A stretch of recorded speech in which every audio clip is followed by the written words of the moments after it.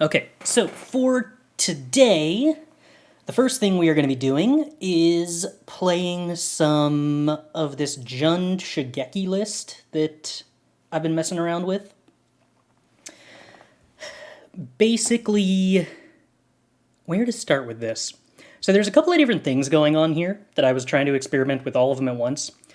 We messed around with Shigeki decks in the past, and the general feeling that I had was that Shigeki is one of the strongest things you can be doing if you take the game to a very late point and you have a bunch of mana, because Channel being an uncounterable source of really powerful card selection and card advantage is hard for most other control decks to handle.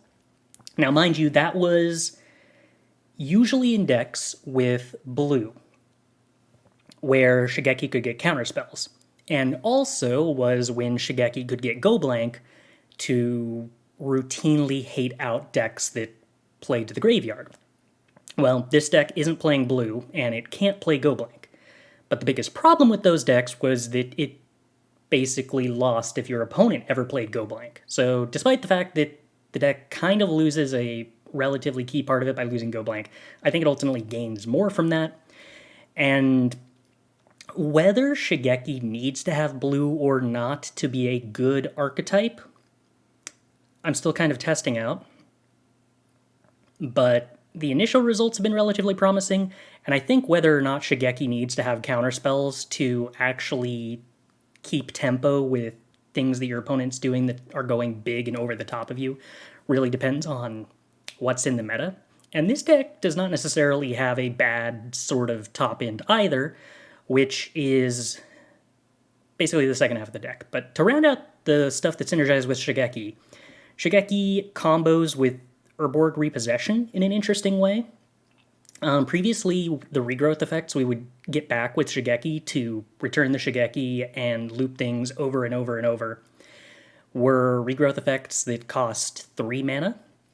Urborg Repossession returns Shigeki for 1 mana while gaining you 2 life. So from a mana efficiency standpoint, it makes the Shigeki loop way more efficient. And if you do decide to kick it, you can just get back a land drop or something. Usually that's not necessary to do, but it's available to you, depending on how you want to sequence your mana over multiple turns. Mostly it just makes the Shigeki loop way more efficient and gains you life at the same time. So way more viable than it used to be as a engine against aggro decks. Beyond that, we have a bunch of cheap spells, because part of what makes the Shigeki loop decent against more aggressive decks, in my opinion, is having a lot of access to 1 mana spells. Basically, if you think of it as the channel ability for Shigeki always costs an even amount of mana, which means anytime you have access to an odd amount of mana, it really rewards you to get back one drop with Shigeki, and to have a powerful 1-drop in every matchup. Well, Urborg Repossession can be that powerful 1-drop, just in terms of making yourself more efficient.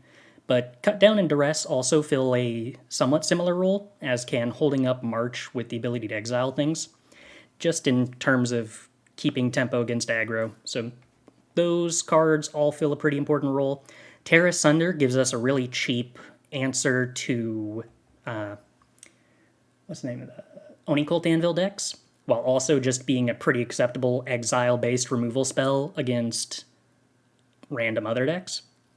We have a bunch of Meathook Massacres to continue holding the ground against aggro, and then everything else in the deck that isn't one of those cheap answers or pieces of interaction is intended to be a 2-for-1 or really catch-all flexible answer or way to kind of power up our board position.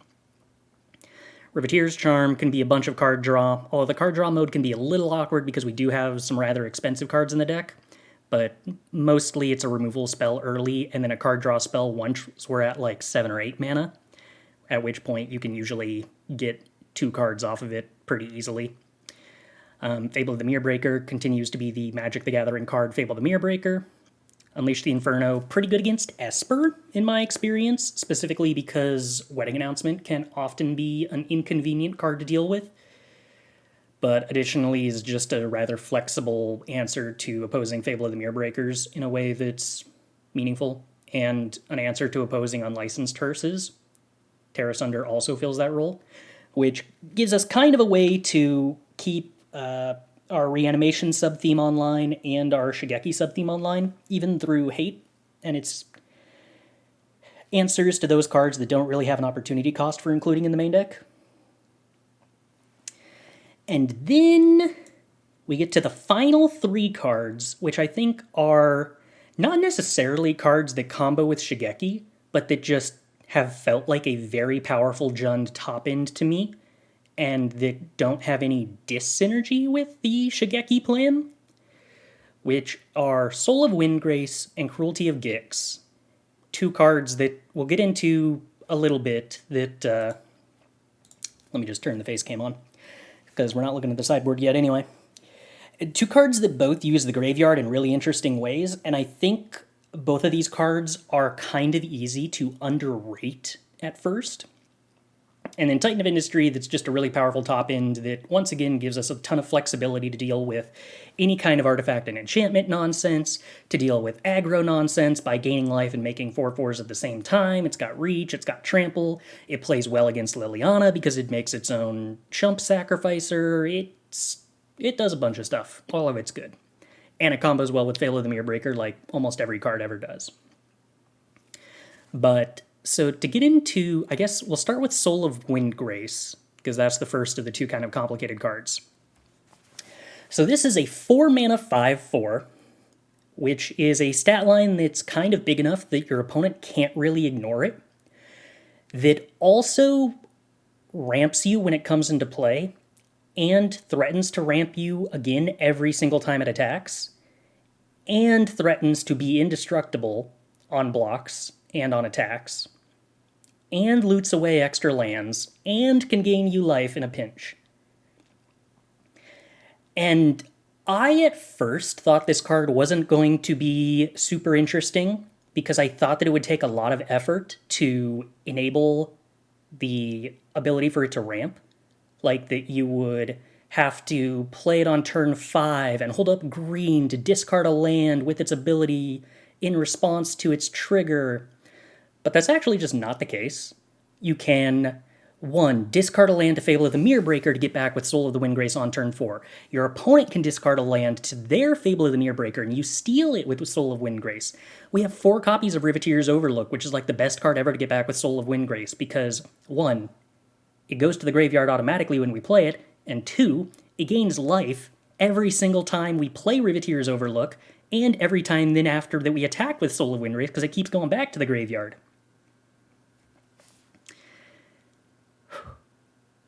And also Liliana is a thing that your opponent plays pretty frequently.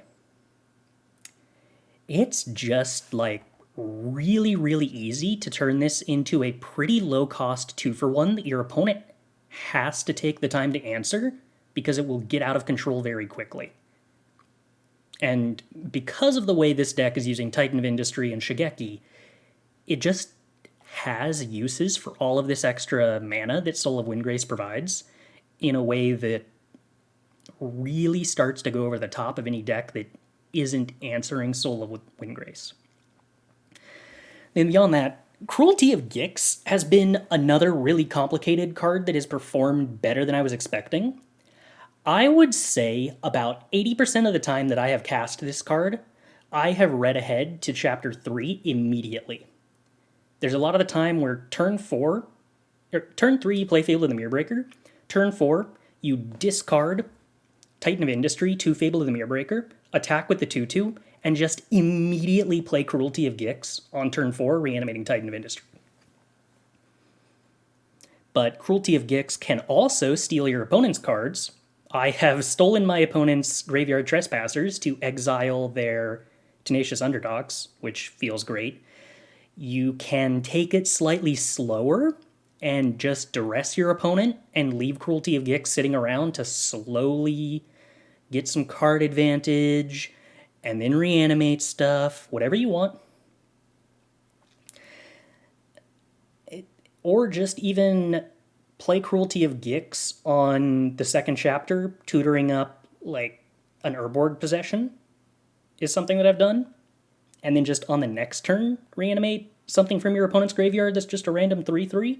The fact that Cruelty of Gix can kind of pivot between slow card advantage, grindy card, and rapid, sudden, huge impact reanimation spell has been really interesting and quite strong. Pre-rotation, it didn't work. Were iteration decks the main weakness? So this deck was actually, I think, or at least the Sultai version of Shigeki, was actually really underplayed because this, or rather, a Sultai build of Shigeki was, in my opinion, the strongest thing you could do against the Hinata decks that were kind of running standard by the end of it. But there were no major events, so there was like no incentive to work on it. But the biggest weakness of Jund Shigeki, aside from just not necessarily having a niche, was that the existence of Go Blank was sort of single-handedly capable of just shutting down the entirety of Sultai, or the entirety of a Shigeki list. Now, Go Blank's gone, and we don't have to worry about that. The closest thing we have is Unlicensed Hearse, and Unlicensed Hearse is way easier to answer with cards that are pretty low opportunity cost to include. Tear Asunder and Unleash the Inferno both answer it. And also, it's just not really like the scariest thing in the world to be staring down an Unlicensed Hearse, because unlike Go Blank, it doesn't inherently come with the 2-for-1 Mind Rot portion stapled to the exile. Farewell is not really very much of a concern. It's just not really a card that people play.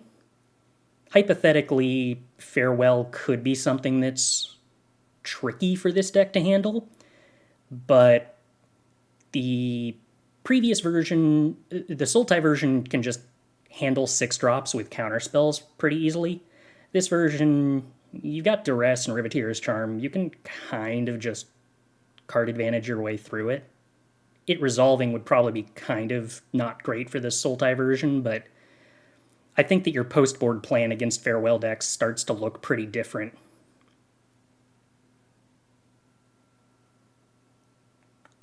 What else is in the sideboard? So the sideboard is still kind of up in the air. It's not something I have a ton of thought put into, other than I wanted more Duresses and more Riveteers Charm against anything that's vaguely control-y. Then against aggro, we have Cut Down, Parasitic Grasps, March of Wretched Sorrows, and the 4th Meathook Massacre, Unleash the Inferno against Esper decks, Tear Asunder against decks that have a lot of artifacts or enchantments.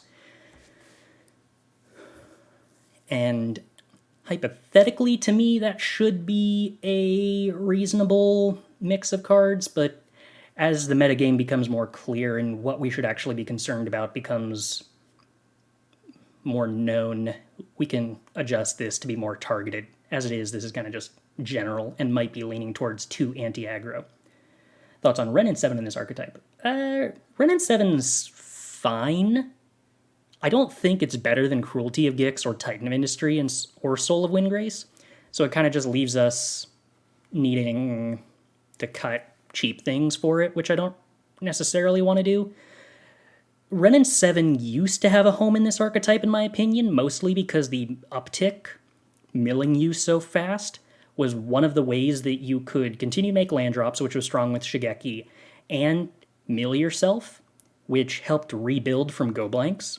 But now that Go Blank isn't a threat, milling yourself in mass has lost a lot of its niche utility.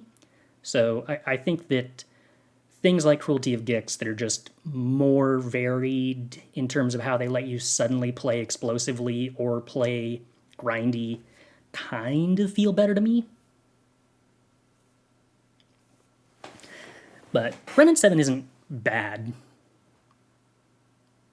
But also, I don't know if Wrenn and 7 has ever been a particularly strong card without Chariot.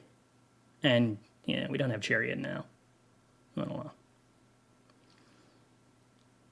Lee Dragon has made it a card that people play. It ran a board wipe control deck in Croaky's tournaments. I don't know that I'm worried about like board wipe control in this deck that gets to play a bunch of Duresses, but hypothetically we could play like 2 more hand hate spells and be pretty fine with that.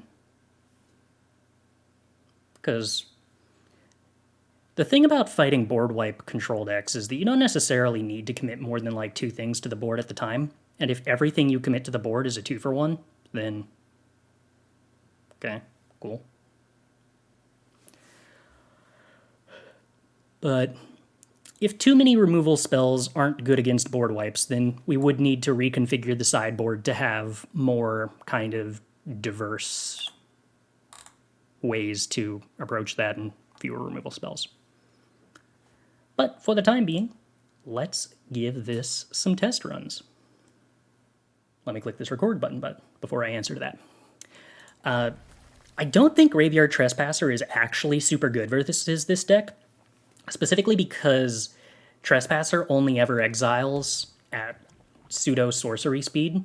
It can't exile at instant speed. And what really makes this deck sad is when the opponent starts to exile things in response to you targeting them with Shigeki or with the 5-mana Reanimation Saga. Trespasser limits your options, but it doesn't actively remove your ability to have card advantage. Have I been able to play versus Liliana much? Yes. This deck is very good versus Liliana because you just don't care about either mode. In fact, a lot of the times Liliana has been actively beneficial to me because it lets me discard things that I want to discard and punishes my opponent for it.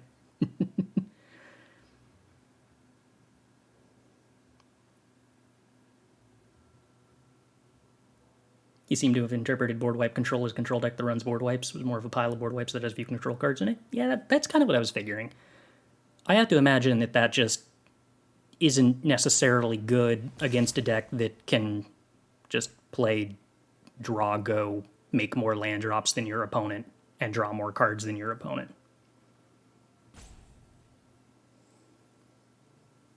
But again, I do think that matchup would be better with more copies of Duress, so it could be that we end up teching it in the sideboard.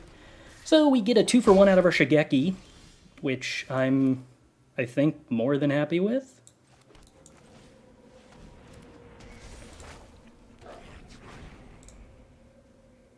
I mean, Voldaren Epicure isn't necessarily something that we're actually getting value by killing, but it's not like Shigeki costs more than 2 mana anyway.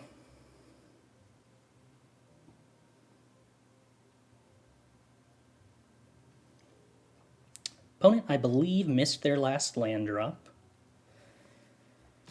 Yeah, because turn 1 Epicure, turn 2 Cult Conscript, turn 3 Eaten Alive. I'm not going to block. If the opponent wants to go ahead and play a removal spell for my 2-2 to stop me from getting a treasure, that's fine with me. I'm hoping my opponent plays another 1-drop creature so that I can Meathook Massacre for 1 to wipe their board and still get my treasure and keep my Goblin Shaman around. Dockside Chef, eh? Let's discard 1 Swamp, and I think that'll be it. March. Okay. So I could Meathook for 1, kill 2 of their creatures, get a treasure. I could attack, let them double block, and then march the Dockside Chef for 3 to gain some life, eat the Epicure, leave them with a Cult Conscript. So basically, would I rather leave them with a Cult Conscript or a Dockside Chef?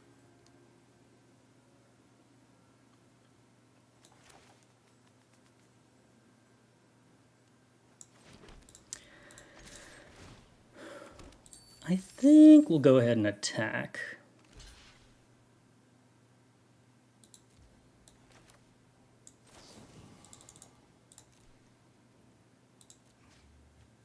I don't actually know if this is correct, but it feels like it's probably fine either way.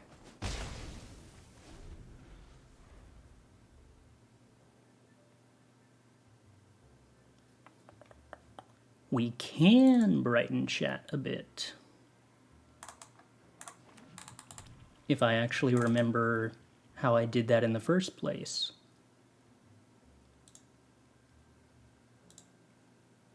Boop. Alright. Is there a full list of this? Yes. This should work now that we're actually in a game. Boom. Do I use Streamlabs or OBS? I use, let's see, Streamlabs.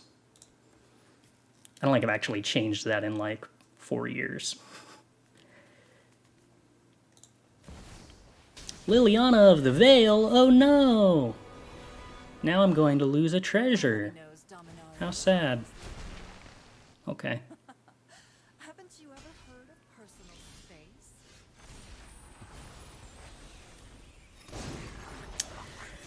Let's see.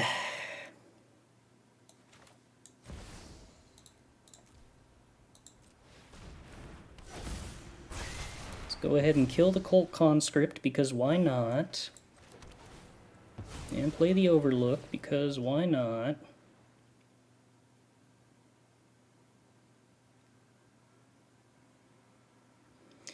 We're actually going to have a kind of awkward choice on what to do with this Lily uptick. Because we either discard the Forest or the Shigeki. Kind of like both of those cards.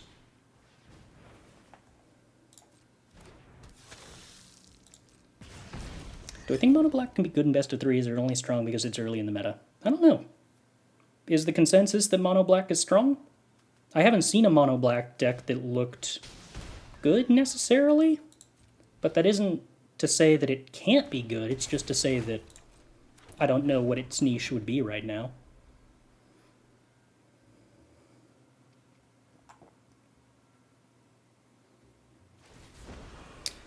Yep, opponent discards their final card.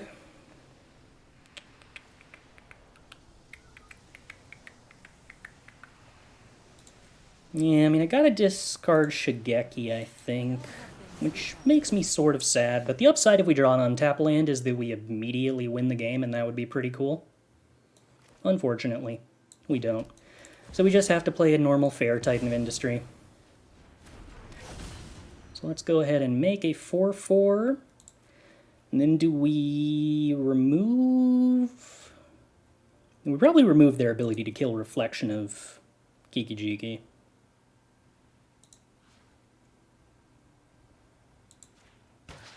That sounds fun. Oh, and I guess we can also now swing at Lily, too. Guess we always could have. They just have to sack a creature in order to keep their Lily alive.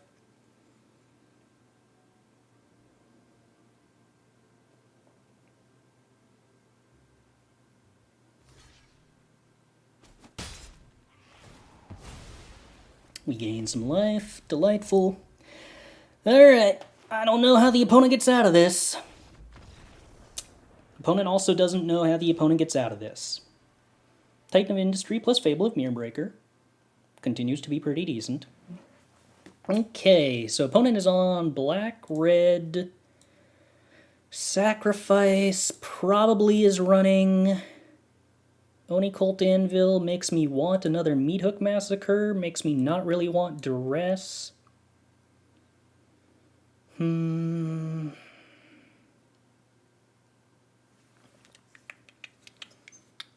Unleash the Inferno isn't bad against Oni Cult Anvil.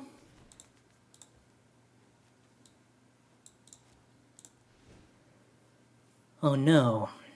See, Tear Asunder, Riveteers Charm, Unleash the Inferno, and March of Wretched Sorrow, and Cut Down all seem good here.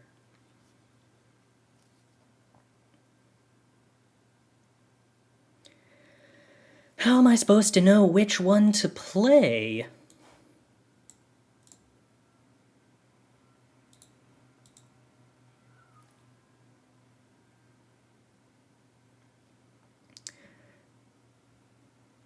I suppose we could operate under the assumption that March of Wretched Sorrow is not efficient enough on the draw.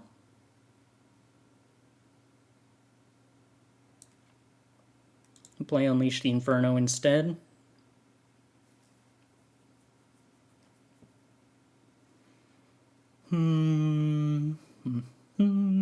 And I suppose Cut Down's mana efficiency just can't really be matched.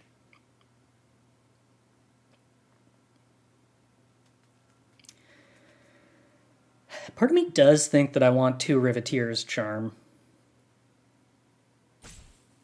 I suppose it is possible that this isn't a matchup where we really care about the Shigeki loop as much.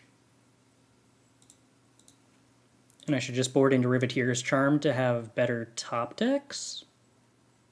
Maybe? Maybe we don't need Urborg Repossession as a 2 of at that point. I don't know. Do I expect a Fable ban at some point? I don't know. Fable reminds me a lot of Gideon, Hero of Zendikar, in that its strength isn't that it's busted strong, it's that it's incredibly difficult to answer in a way that doesn't get you 2-for-1'd. So hypothetically, if they print a series of cards that are good at 1-for-1ing Fable, then I don't know how you would design a card that's specifically good for doing that without being busted in general.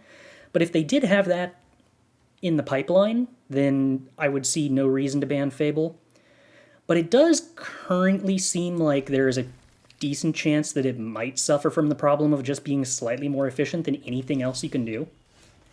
Like, I was debating, okay, what does a Sultai version of Shigeki control look like, positioned to take advantage of counterspells?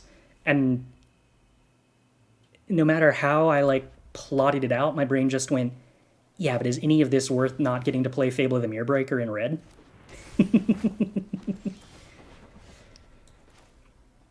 Isn't that kind of what Unleash the Inferno does? Yeah, Unleash the Inferno kind of answers Fable as a 1-for-1, but it does so in a way that costs more mana than Fable. Golgon's commands for enchantments would be a pretty good example, I think.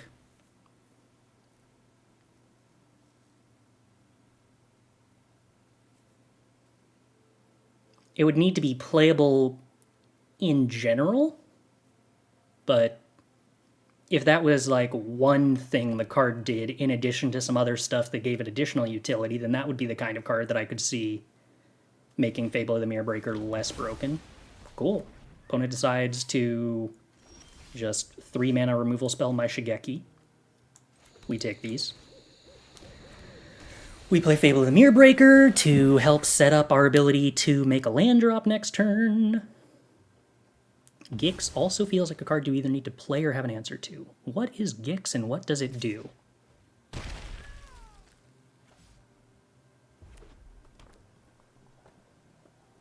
I feel like maybe that's a card I know. Cruelty of Gix. Oh, the 5-mana saga thing that we're playing? Gix is in my deck? Okay, to be fair, it's not like I know these... Wait, does that work?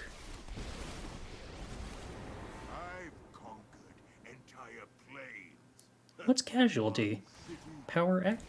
Oh, Yoshia turned it into a 4/4 and then they sacked it. Oh, cool. Now that's neat. I dig it, opponent.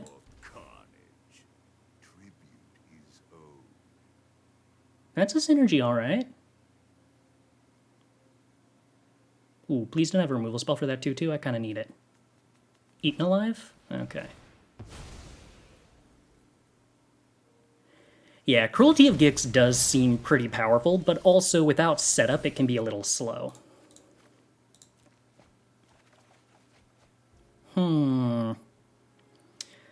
Alright. The lack of an answer to the Ob Nixilis token here is kind of an issue.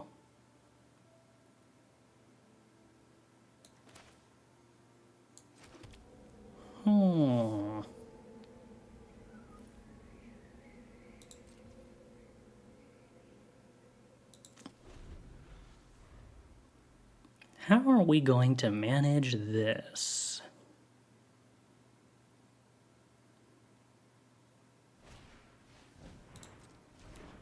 I think this starts by drawing 3 with Riveteers Charm and trying to find a reanimate spell.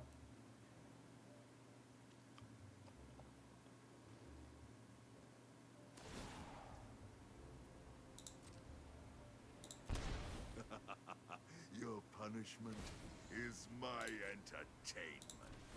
Defy me, and you'll lose everything.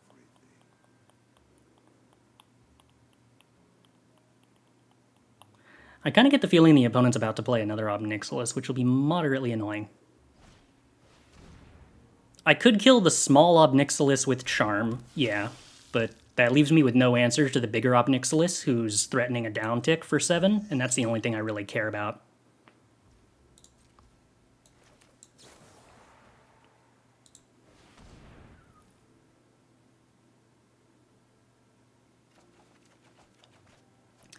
This also gave me the option of hitting Cruelty of Gix as an out. I think I have to cut down the Blood Tithe Harvester because I don't want to Meathook for 2 and kill my Fable.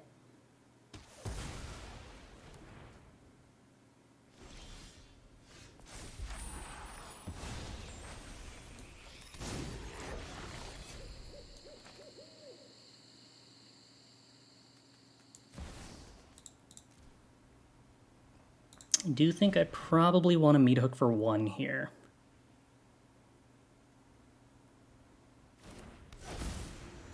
We're definitely going to need to top deck something. And unfortunately, we don't have a ton of stellar top decks in this position. Shouldn't you have main phased that cut down to gain 1 more life? No, because I wasn't necessarily going to Meathook Massacre, depending on what I drew. So I was kind of valuing the capacity to do other things with my mana.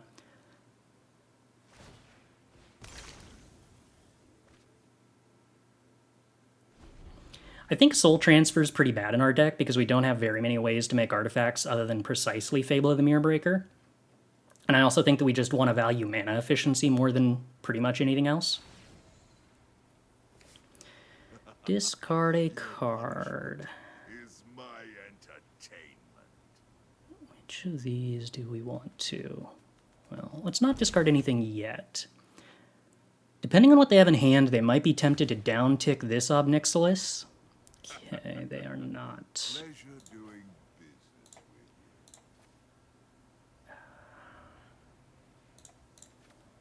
We're going to discard Ziatora's Proving Ground, because if I do happen to hit Cruelty of Gix, I want to be able to reanimate Titan of Industry and copy it, giving it haste to attack the other Obnixilis.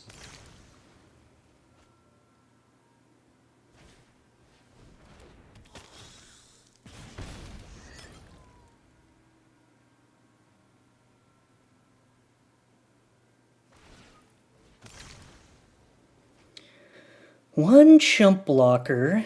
Okay. Cut down.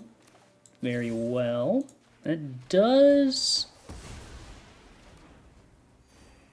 give us the capacity to shut off their draw 7. Don't think you can even make a dent.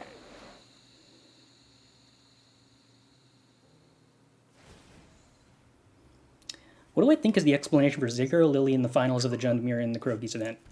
The explanation is, yeah, that Liliana is not a particularly good card. So that just makes sense to me. Your punishment is my entertainment. Now we really want to draw a land. Preferably untapped. It would also be nice if the opponent doesn't draw anything useful. That's nifty.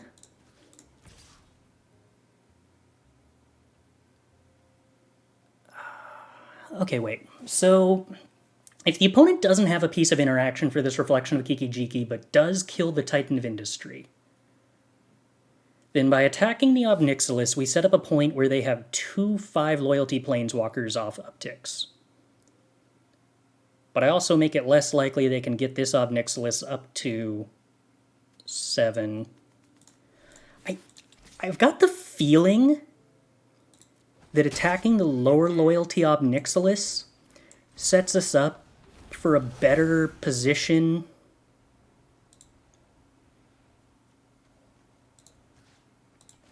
if they do have a removal spell for Titan of Industry here.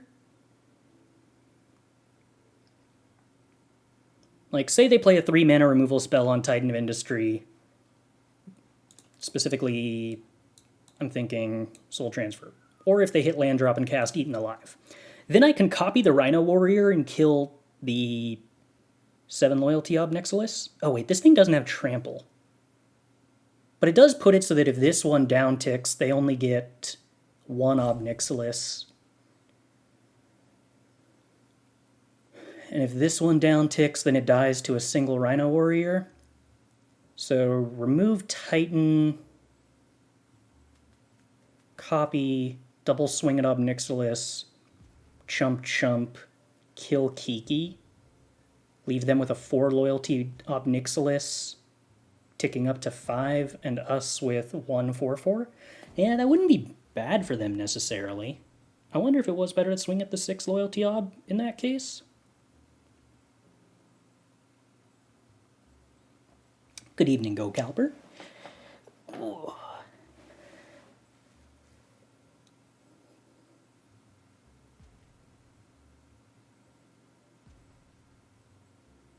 Most of the removal they've shown has been exile-based, so I don't think there was a lot of merit to putting a shield counter on Titan of Industry.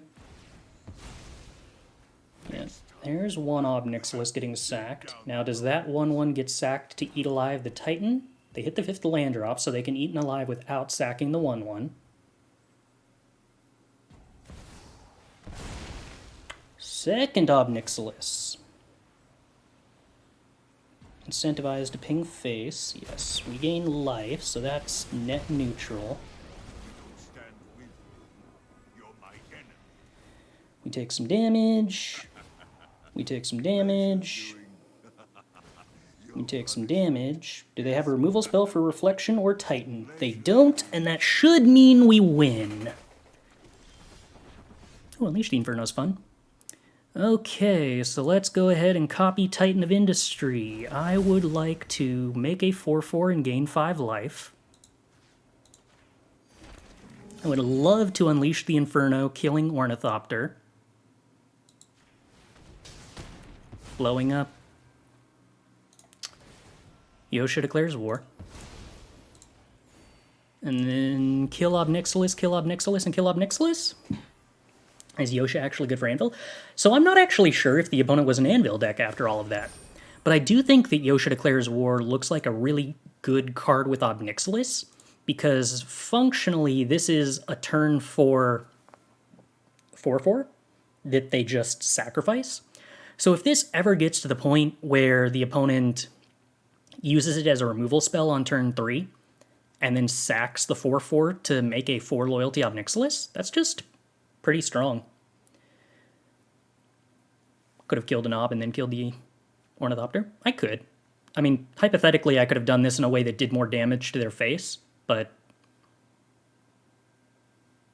felt like it was probably better to kill the Yosha Declares War so that they couldn't top deck a thing that makes a blood token into an Ob Nixilis and then sacrifice the blood token in order to get a 4 loyalty Ob Nixilis.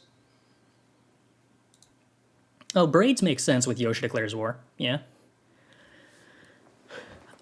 I have to feel like everything in this deck, other than maybe some of the exile-based removal that seems a little slower, is something you would include with Oni Cult Anvil. So they probably are an Oni Cult Anvil deck, but I think they just never saw any of them. All right, well, we're continuing the trend of being on the draw with turn 2 Shigeki into turn 3 Fable of the Mirror. So I have no real intention of mulliganing this hand. Interesting question here is, how do we sequence this? Assuming we want to play turn 2 Shigeki, turn 3 Mirror, which I think we do want to do, am I supposed to play the Riveteers Outlook on turn 1? Or the Proving Ground?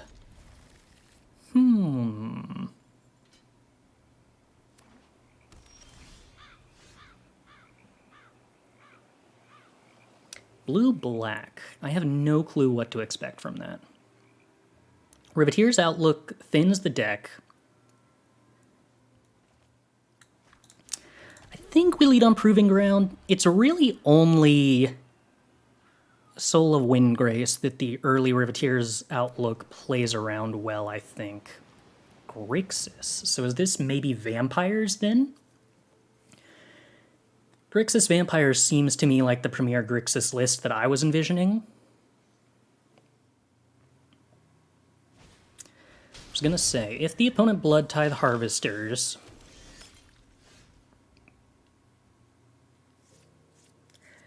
that means Shigeki doesn't block. If I cut down Blood Tithe Harvester before damage, it lets them Corp Harvester me, which I don't love, but I also don't hate. I think I'm just going to play the Shigeki. Hold on to cut down in case my opponent decides to play Fable of the Mirror Breaker, and then I can cut down the Fable token and activate Shigeki.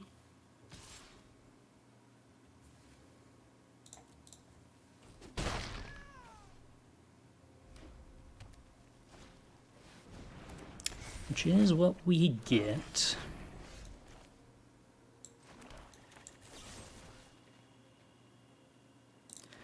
I don't know whether to expect a sacrifice or a pump spell out of them to reward me for doing this at sorcery speed, or I suppose to punish me for waiting to do it, but not knowing what to expect, I will go ahead and just play around everything.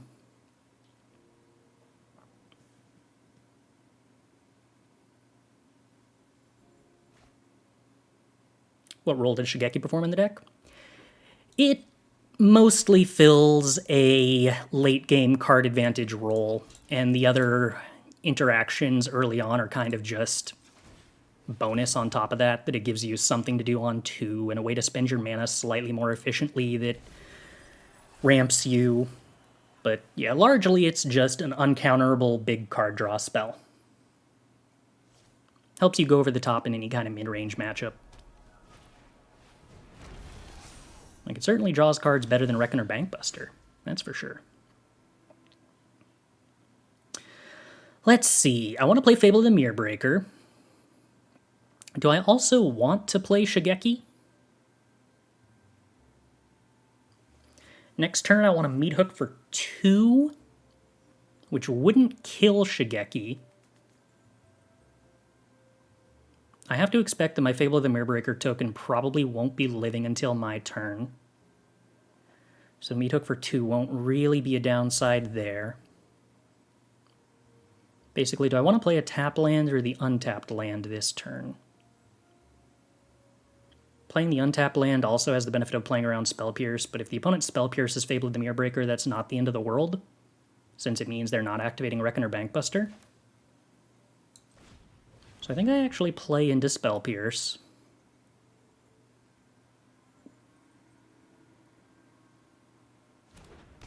They elect not to Spell Pierce the Fable. They may not have the Spell Pierce. I'm going to go ahead and just play out the Shigeki here.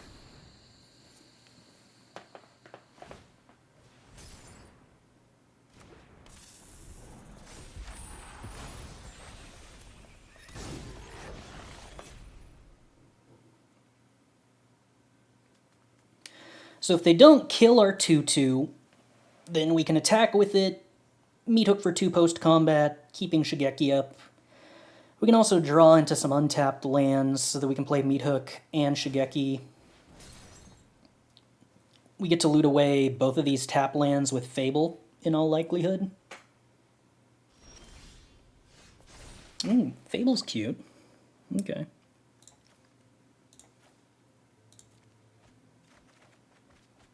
No untap land.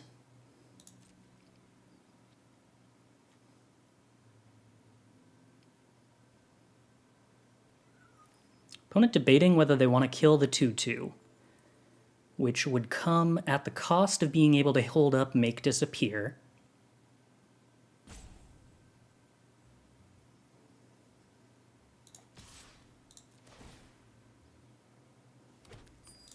they'd be pretty incentivized to make disappear the Meathook Massacre here. Sacking the Blood Tithe Harvester in order to keep the Reflection of Kiki-Jiki on board. Alternatively, I could Shigeki to get back cut down. I don't think that's very efficient or good.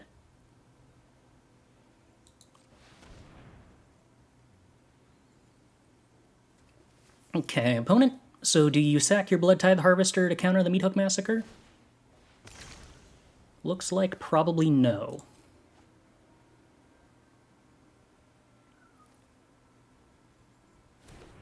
Sweet. So we develop a Meathook, the Reflection's gone. We gain some life. And then we just have Meathook active on board while we have 3 Fable of the Mirror Breakers between hand and board, which starts setting up some really powerful Fable of the Mirror Breaker combos on later turns. Our mana is basically perfect, so no real concerns here. I guess we just get a swamp, because why not? And then we pass. Hold up the Shigeki. Probably just going to activate Shigeki, because why not? There's a Corpse Appraiser. Sure. That probably exiles, I guess, their own Blood Tithe Harvester. They don't really have a choice.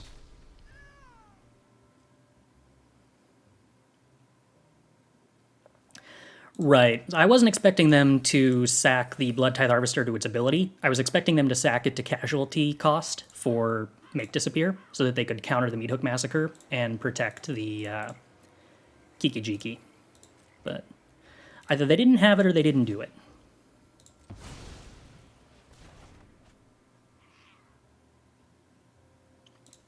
Riveteers Overlook thins the deck a little more, puts some more cards in the graveyard. If we hit a land drop that's untapped, we're representing Shigeki for 3. Otherwise, we can start doing Fable of the Mirror Breaker nonsense. I don't know that I'd want to do both of those. Ooh, Unleash the Inferno's fun. Okay. Well, I gotta imagine then that that means that I want to Fable of the Mirror Breaker. We are missing a land drop, which is a little sad.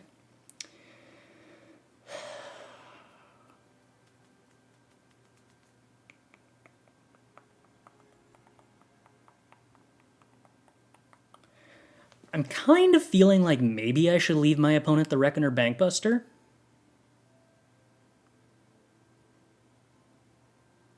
Save the Unleash the Inferno for a Fable in the future. But maybe we don't care. Unleash the Inferno gets countered by Make Disappear, but only if they sack the Corpse Appraiser to save the Reckoner Bankbuster. So yeah, I think I just fire off this Unleash the Inferno, which forces the opponent to either counter the Unleash the Inferno, which I'm fine with, because it eats up the turn where they want to activate Bankbuster, or they just draw a card with Bankbuster now, in which case they can't counter my Fable of the Mirror Breaker.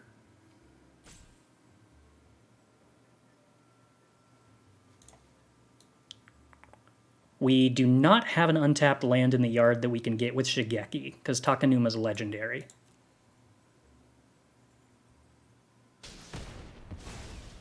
Okay. So the opponent has elected to hold up Counter Magic, so we are not going to jam Fable of the Mirror Breaker in that case. Although we could jam Shigeki. Just dirtle around and set up another ramp. I mean, finding the 8th land drop is probably a good idea, and Shigeki sort of does that. In addition, this trades with Make Disappear, which I think... Yeah, maybe I'm not okay with that, actually. Yeah, probably wasn't. I don't know what kind of hand hate they could play that hits Shigeki here.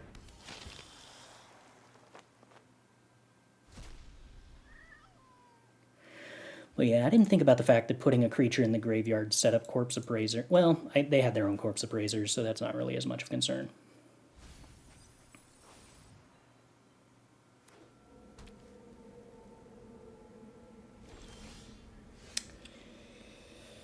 Again, with the weakness of not finding the 8th land drop that we really want. I could Shigeki for 2 here. Just grabbing, what, Cruelty and a land drop? Cut down doesn't do very much. Yeah, I think it's probably Cruelty and a land drop.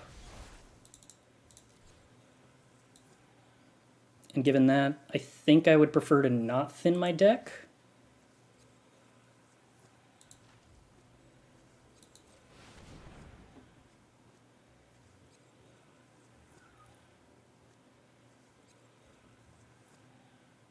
I don't know if they can do anything meaningful here at instant speed.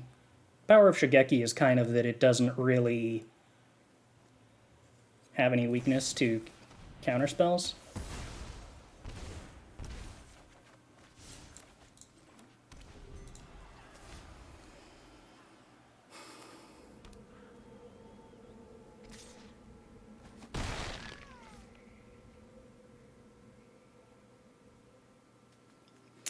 But my opponent can definitely start just playing stuff out at sorcery speed. Soul of Windgrace is cool. Opponent got anything in their graveyard that I care about? Soul Canar? Deals 3 damage to one of my opponent's things. I don't have any good answers to Shieldred, actually, at the moment. This would be a nice time to have Meathook Massacre.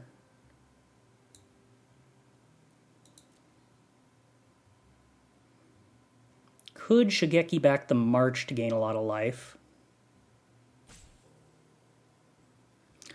Urtai is one of the cards that I think might be worth playing, specifically if Shigeki is a reasonable card in the metagame.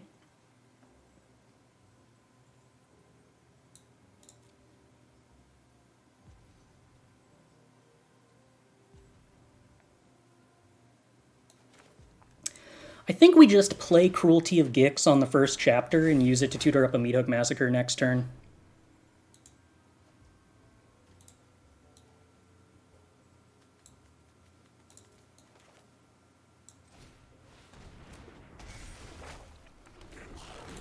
I think that's the plan.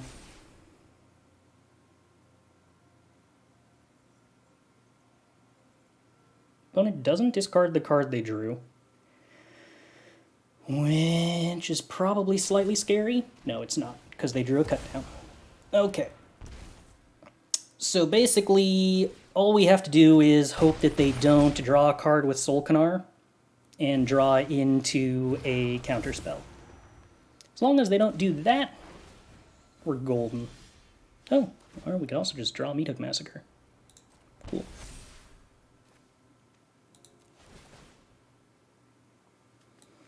In that case, do we just grab a land drop? Or do we grab Titan of Industry? Titan of Industry feels like a pretty good way to just go over the top of the opponent here.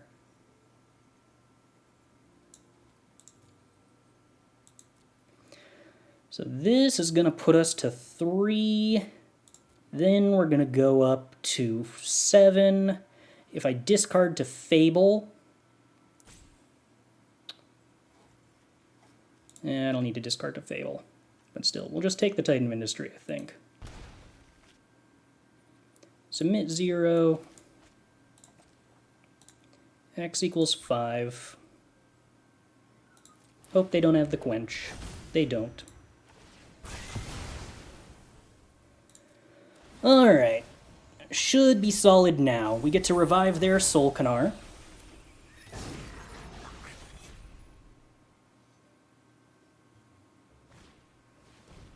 Blood Tithe Harvester is mostly irrelevant. Titan of Industry gains 5 and kills Reflection. And then Soul Canar kills the Blood Tithe Harvester.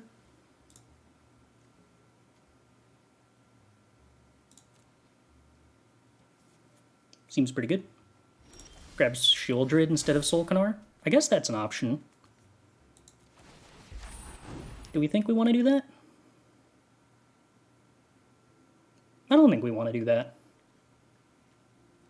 Shieldred doesn't draw a card. And also doesn't remove one of my opponent's creatures this turn.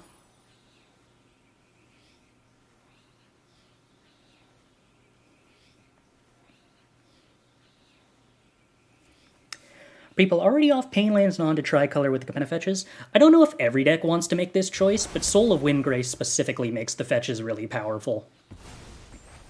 And gives you no incentive to play Painlands because your mana base is just good enough.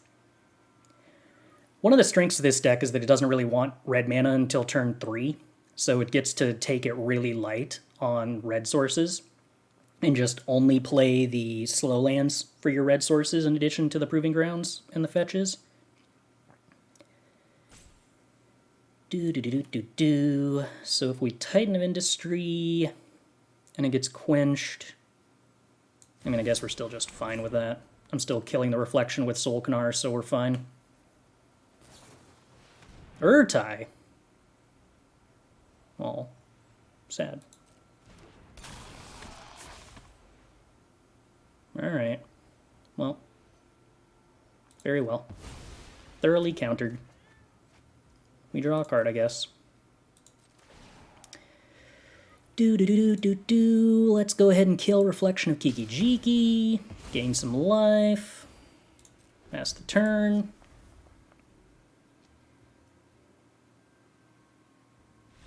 Okay.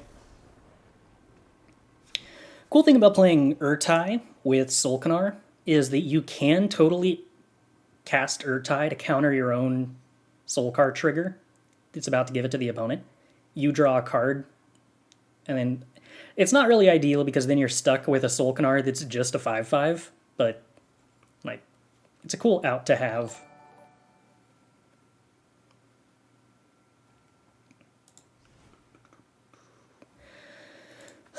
So let's see. When the opponent's playing Quench and creatures, that makes Duress simultaneously interesting and underwhelming. My opponent playing 4-drops and 5-drops makes me want to play Riveteers Charm. And I guess Unleash the Inferno. Although killing Shieldred with Unleash the Inferno isn't the most exciting thing in the world. I mean, I guess it's not unexciting if the opponent's also playing Reckoner Bankbuster. Cut Down is probably worth keeping 3 of while playing against Fable of the Mirror and Blood Tithe Harvester. And I guess it also hits Urtai, for what it's worth.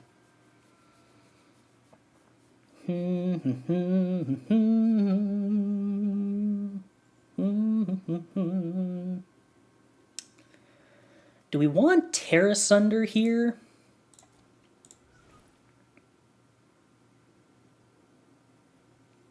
It's not bad. It's not great. I do want 1 Duress. I could probably trim Tear Asunder since we're bringing in the Unleash. And I could hypothetically trim a Titan of Industry since we're playing against Make Disappear. And then I don't know whether I'm supposed to trim March of Wretched Sorrow, but I guess we can.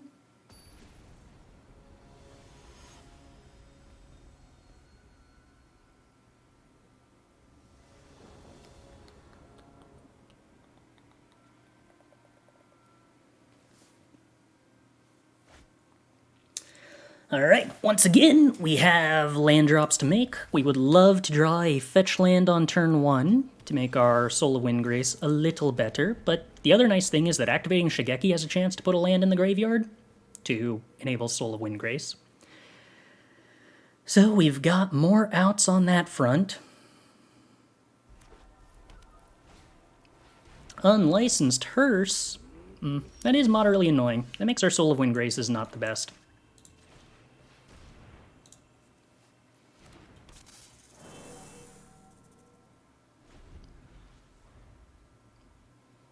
It also makes our Cruelty of Gix not necessarily the best.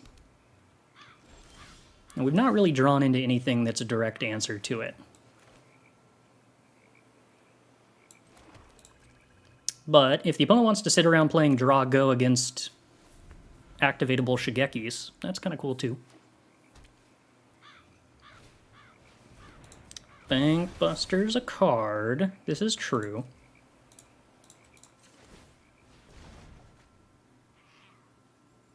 Ew, the entire Shigeki whiff kind of sucks.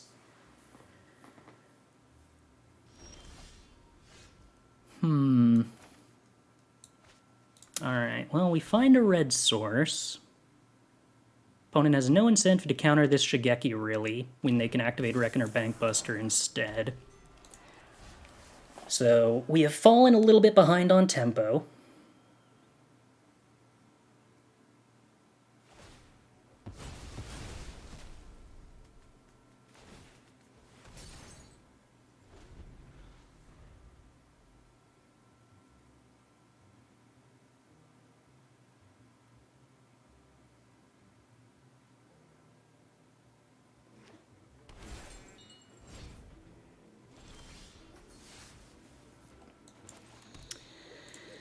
Alright. We will pass with Riveteers Charm up and Shigeki activation. Tutoring the answer to the hearse with Cruelty of Gix does require us to resolve the Cruelty of Gix, which might not be the easiest thing in the world.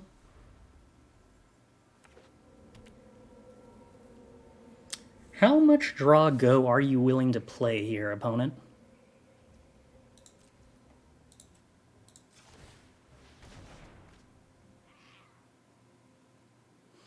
Do I want Riveteers Overlook in the yard with my deck thinned?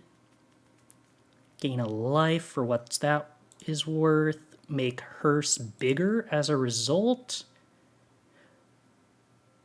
It's the difference between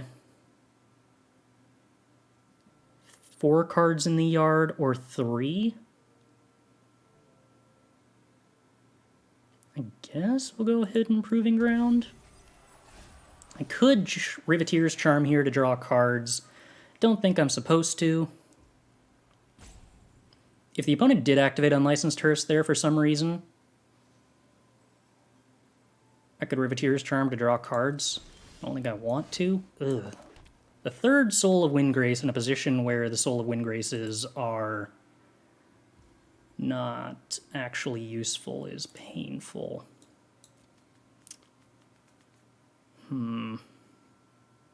So Cruelty of Gix runs into a counterspell, which I'm not in love with. I have nothing worth Shigekiing back. I think I have to just throw out Cruelty of Gix and get it countered. My hand having a bunch of useless Soul of Windgraces doesn't leave me a ton of options. Yeah.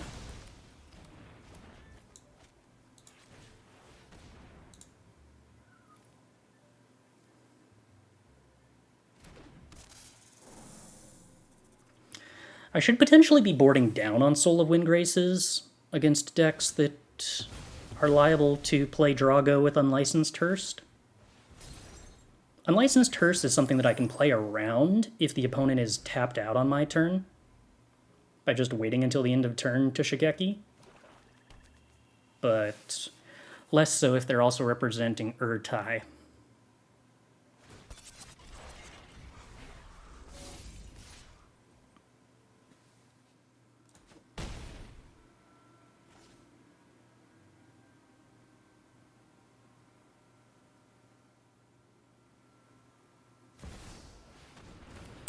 Shieldred does die to Riveteers Charm.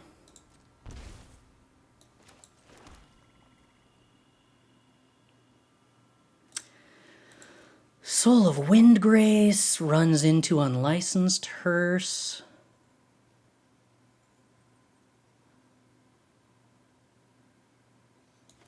Still, I think that's what I'm supposed to play here.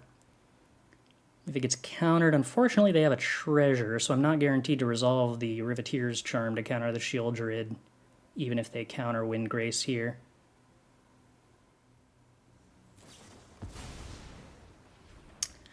Urtai, huh? Countering Soul of Windgrace. Meaning I have the option to Riveteers Charm here to kill the Shieldred before I draw this card.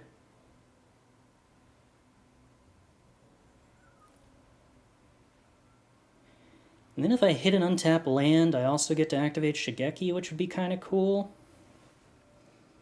Alternatively, I could let this resolve and then resolve Riveteers Charm on my instep to draw cards, leave them with the Shieldred that I then have to answer.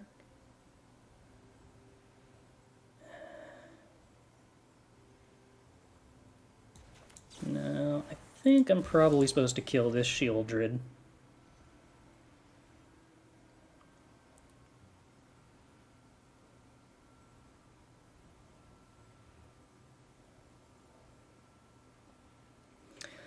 The problem with Shigekiing in response to Unlicensed Hearse is that I have to do it at a time where they can't Urtai to counter my Shigeki. Tap land's not the best. Oh, had I already played a land? I guess I have.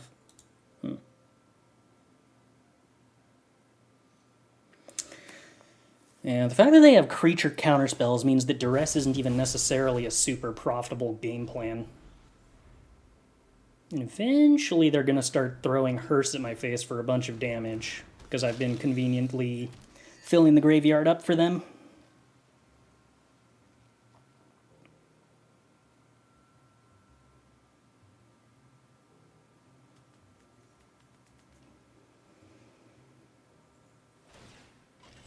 They can throw 12 damage at me here. Oh no, they can throw lethal at me, because that can crew up power. Is this lethal? Yeah, this is lethal. Shoot, that means I have to chump with Shigeki. Ugh. Something nice about Shigeki is it also doesn't target. That is not the case. It would be very good if Shigeki didn't target, but unfortunately it does target, which makes it pretty powerful to fizzle it with Unlicensed Hearse. Alright, regrettably, kind of just have to jam Soul of Windgrace. Yeah, that's true. Soul of Windgrace not targeting is nice.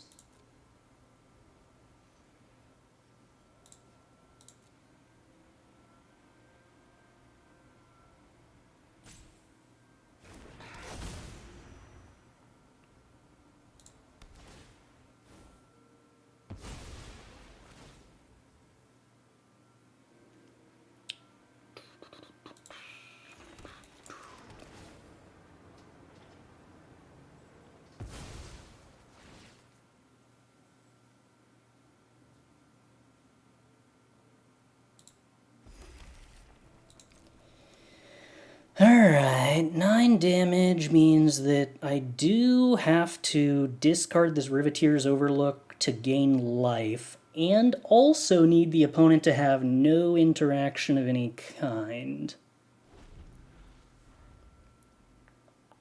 How was the Infinity Wars experience? Pretty good. I was enjoying it quite a bit. So I'm chump blocking Unlicensed Hearse, which is not great. I need my opponent to have no counterspell, and I need to top deck Meathook Massacre. Oh, or they can just Blood Death Harvest me. And 8 damage is lethal. Shigeki getting back. Nothing that's relevant. Okay.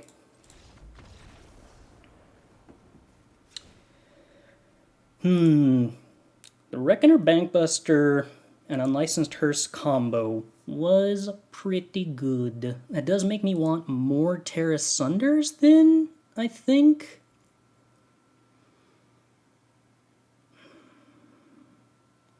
I really am up against a rough spot with those Urtais.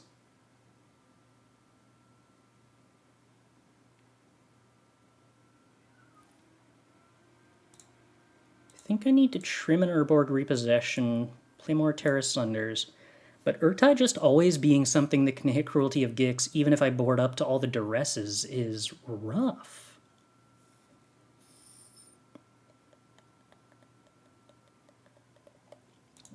I can probably play fewer copies of Cutdown now that I am on the play.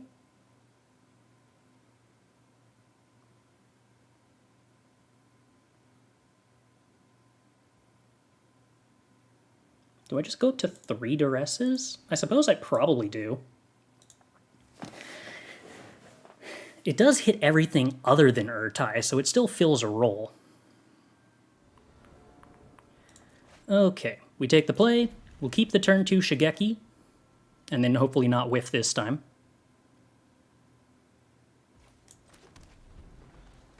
I should have let on Swamp, I think, to represent Cut Down. It's not like I've got Pain Lands in my deck that I would ever want to play on turn 2 over the Forest for whatever reason. I mean, I suppose it doesn't really make a difference here, in all likelihood.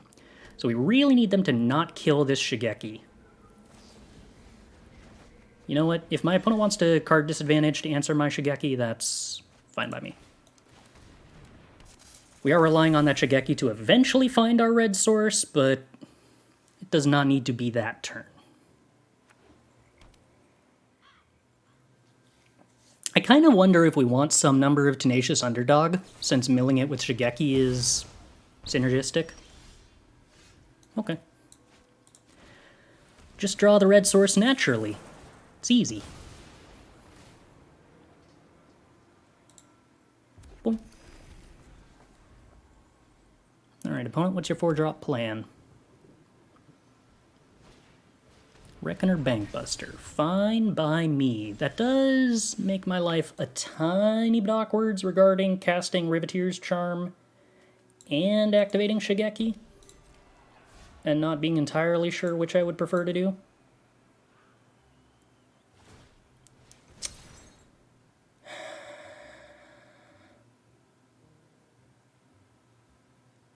I'm going to operate under the assumption that I would prefer to activate Shigeki. We're going to go for long-term guaranteed advantage, and Riveteers Charm gets stronger as a card to draw a spell the longer you wait on it. Unlicensed Hearse is fine. Cruelty of Gix is currently putting me in a position where I wish I had a Duress, but that's fine. Land drop, Shigeki.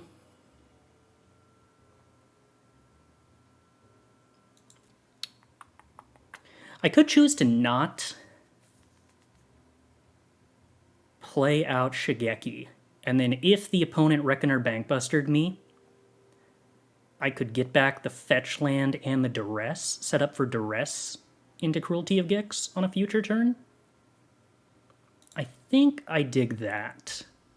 I think that is the play. Prevent the opponent from activating Unlicensed Hearse here at the end of turn. And then, if they successfully do nothing, we just fire off Riveteers Charm to draw cards on their turn.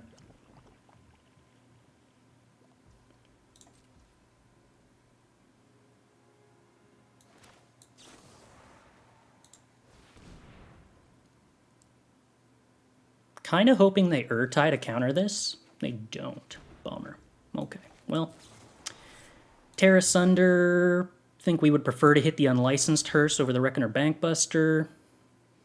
So they can draw a card with Reckoner Bankbuster and then sack the token to make disappear countering Tear Asunder here.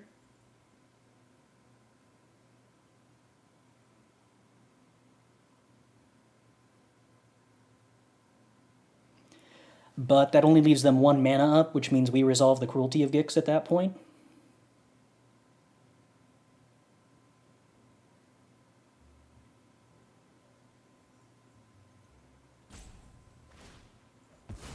Looks like they will not elect to do that.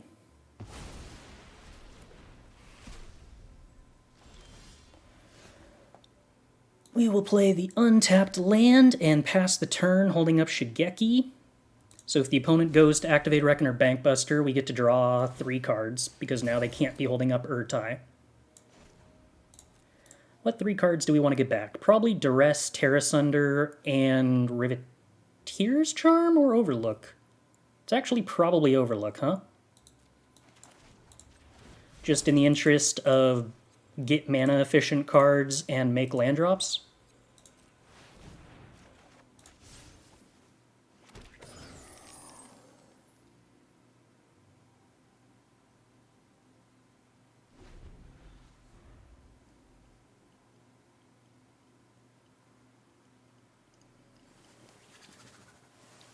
Alright, well, we've got a strong mana advantage. We're roughly equal on cards. And we get to start Duressing. Opponent pressures our life total, which we mostly don't care about. Believe we probably Duress before playing Riveteers Overlook.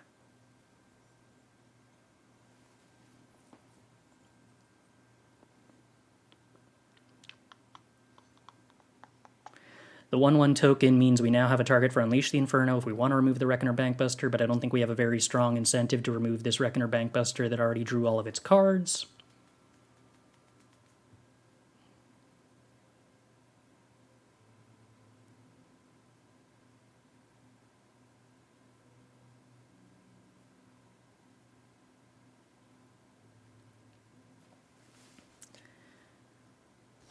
Opponent discards to hand size. We will wait until we have more information to decide which of these lands we want to play. Opponent plays Urtai, targeting Duress.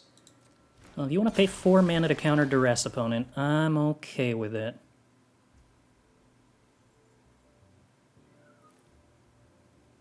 Let's see what we draw. We've drawn Cruelty of Gix, so the opponent probably still has a counterspell here.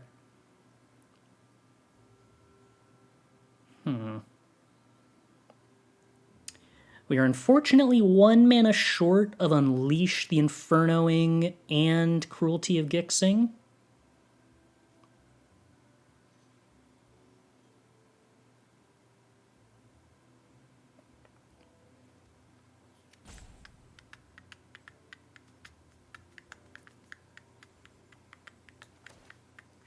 Which I think means that I just play the tap land and then plan to Riveteers Charm on my opponent's turn and Unleash the Inferno.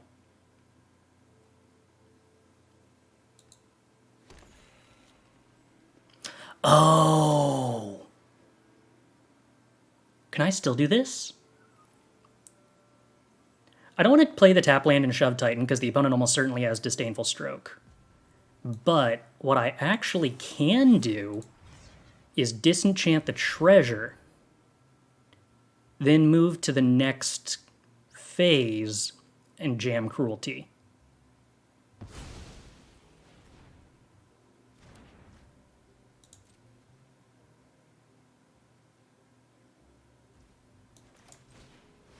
And then I just play Cruelty as a Duress, or well, Hatred, and then next turn it tutors up Duress, and I get to go Duress Titan.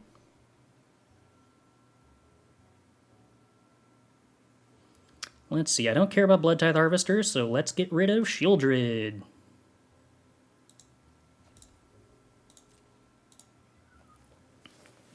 Titan of Industry is slightly less good with my opponent having 2 removal spells for it in hand, so we might not bother doing that.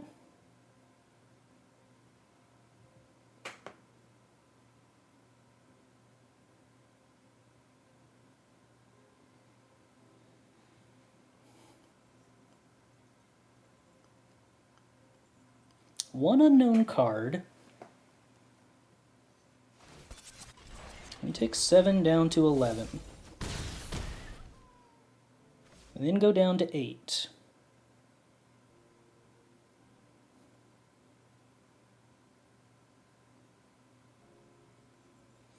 We could have a Shieldred eventually. This is true.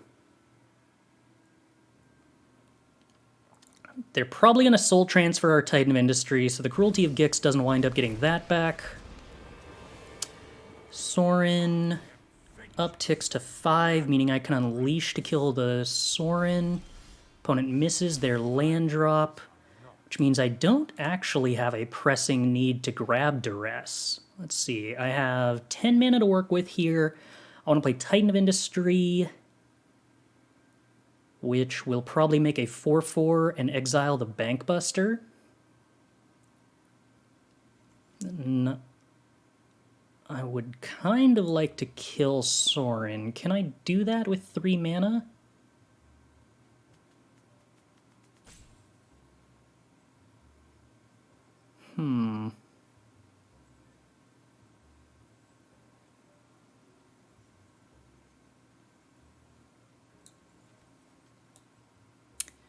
Not necessarily.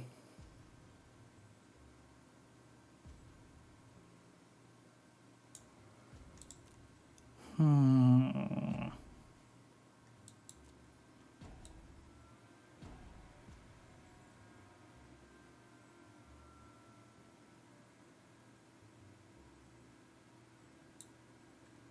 think I still just grab the Duress. I could also Unleash the Inferno, the Urtai, and then just Riveteers Charm the Sorin, not really leave the opponent with anything.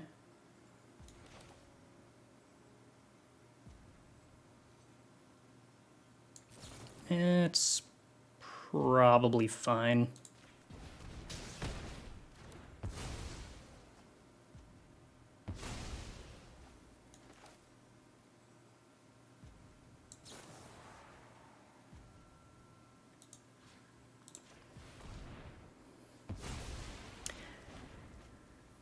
I guess a better question is, do I actually want a Duress here? That lets them know that they won't have the make disappear up. I think I actually wait and Duress next turn.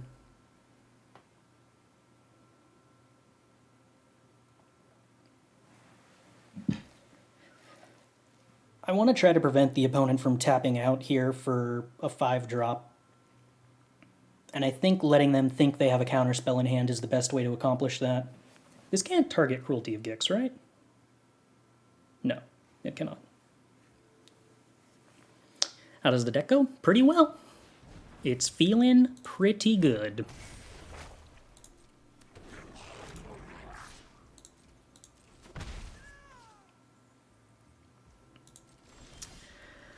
Alright, so Cruelty of Gix gets back. Yeah, Shieldred seems like the best thing that I can do. We'll go ahead and Duress.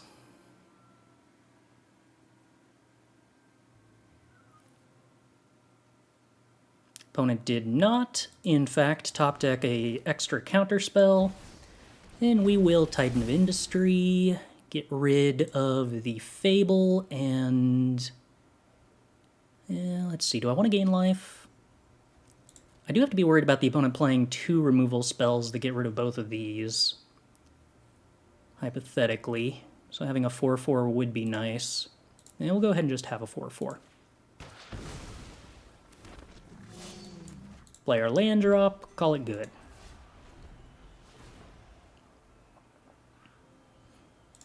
I suppose part of the logic of running Rona's Vortex in your deck is that you can bounce cards that your opponent steals with Cruelty of Gix.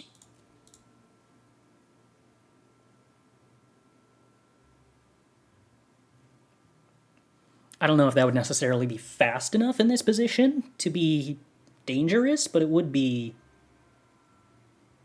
fairly good. Yeah, there goes the Titan of Industry.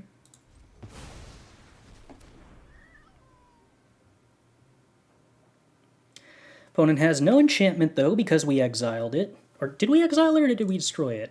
I guess we destroyed it. So they don't get to get a card off of Soul Transfer.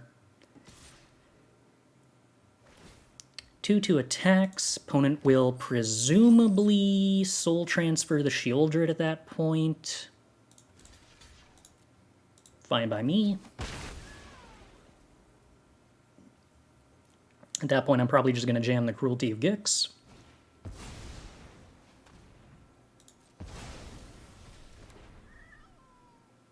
Oh, yeah. Giving Solkanar to the other player and then bouncing it with that. That also makes sense, yeah.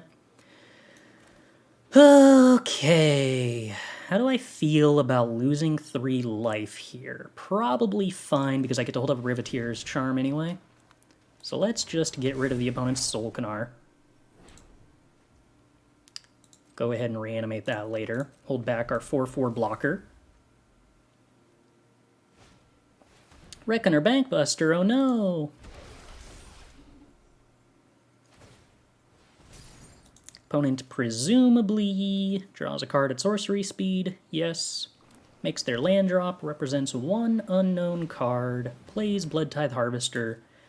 So we can Shigeki for 2. Tear Asunder sounds kind of fun. I guess Unleash the Inferno is probably just better. Do we just grab Unleash the Inferno and Riveteers Charm? Is that just, like, good? Seems like that's probably just good. Let's see, we're gonna cast a 7-drop plus a 4-drop. Yeah. That makes Unleash the Inferno and Riveteers Charm sound pretty good. I could also get Riveteers Overlook, I suppose. Yeah, probably don't need it.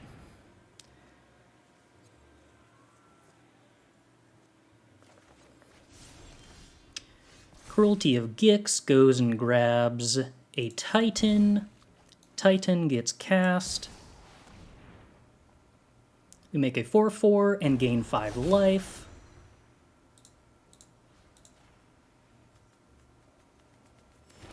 I suppose I should have cast Unleash the Inferno first to play around Spell Pierce, but... 'twill not be the end of the world either way. Alright. Spell Pierce unsuccessfully played around.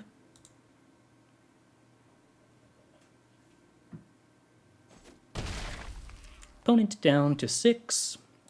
Us reanimating Solkanar next turn allows us to put the opponent at a pseudo 2, or rather a pseudo 4. So they have to block both 4/4s.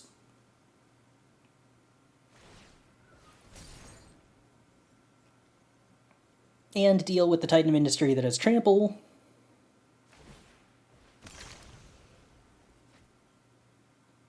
Meaning if they find a removal spell for Titan of Industry, they're not technically dead here. Oh yeah, they are, because I still have 2 Riveteers Charmers in hand that probably get to kill a lot of stuff. Rad.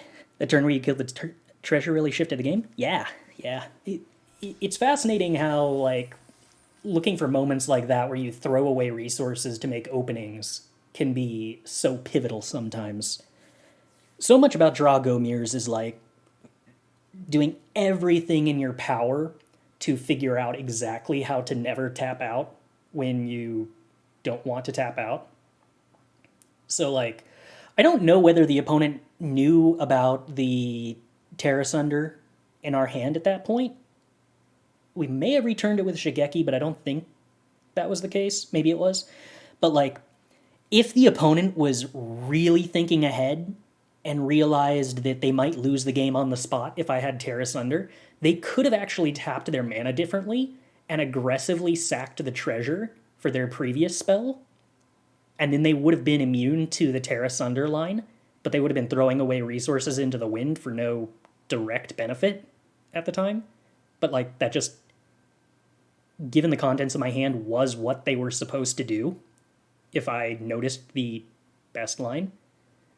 Like, that's the kind of wild stuff that's just so interesting about those sorts of mirrors.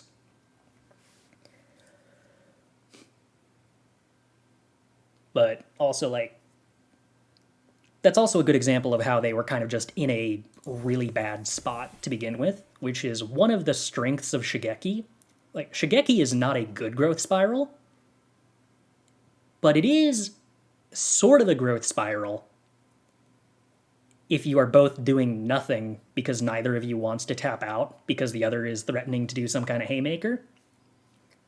Admittedly, I kind of have to play a deck that taps out there because my counterspell options are just so much weaker. But the opponent is playing a deck that doesn't have haymakers powerful enough to punish me for tapping out, so I get to just sit around dirtling and ramping while they don't have adequate answers to it. Alright, we take the play, we keep the hand, we hope to top deck Fable. I wonder if there's any good hand discard spell we could play other than Fable of the Mirror Breaker. Or the opponent making the mistake of playing Lily.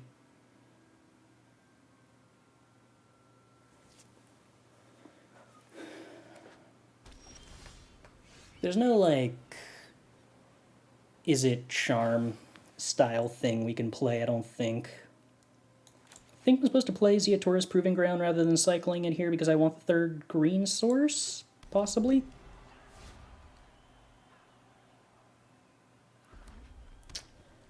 The Red Saga that turns into a 4/4. Yeah, I would prefer it to be more in the 2-cost range than the 4-cost range, though. Just play Faithful Ending. I guess there is the instant speed, discard 1, draw 2. Thrilling possibilities or whatever. I wonder if that's almost a playable one-of.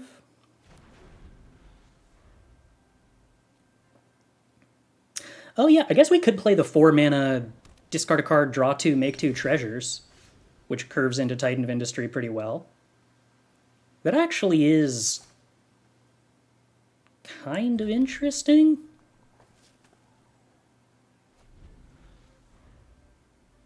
Huh.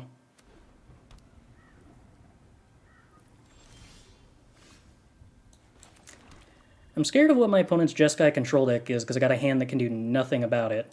So I guess it's time to just play Cruelty of Gix. And just hope they don't have a counterspell.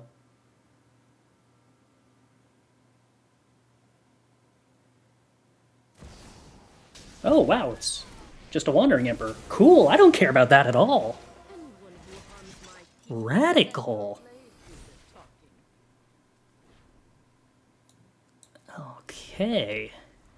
Alright. Opponent's hand doesn't do anything. Timeless Lotus. Golly, I do not care about that at all.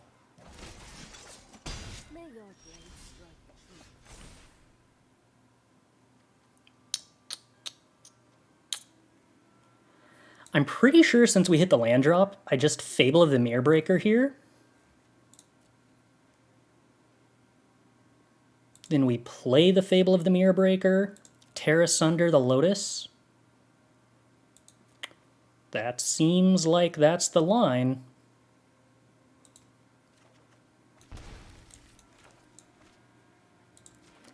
Tutoring up Fable means that we just have the discard outlet to put the Titan of Industry in the yard for the Cruelty of Gix? No, it doesn't work like that. Because I have to target with Cruelty of Gix. Oh, lame. Well, I can put a Titan of Industry in the yard for the other Cruelty of Gix, I suppose.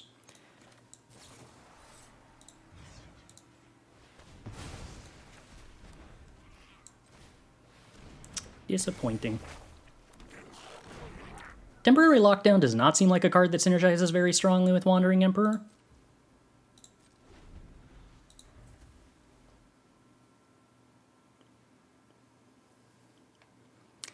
That does mean that I'm going to fizzle this Cruelty of Gix. Huh.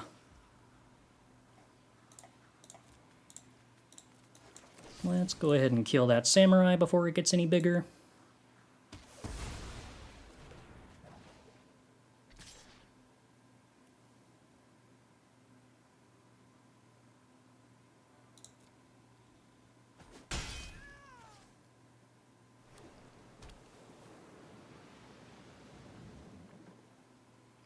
Does the opponent just go for the good old draw 4? No, they play Teferi.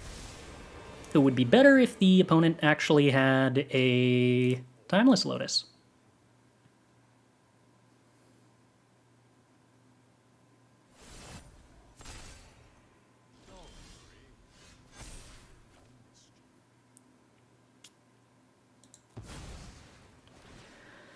Let's see. Do I want to get rid of any of these Titan of Industries, or do I just want to jam Titan of Industry for the next couple of turns?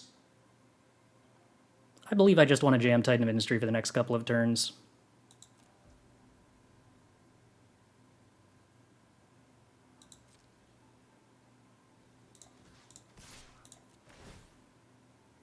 I kind of suspect the opponent's going to trade off with a 2/2 here.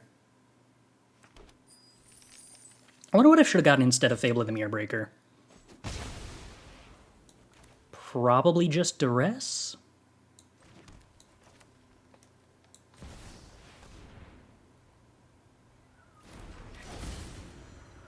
Let's see, 4/4 Rhino, and what else? They can Wandering Emperor to get rid of Titan of Industry. Temporal Firestorm would kill my 4/4, which I'm not in love with.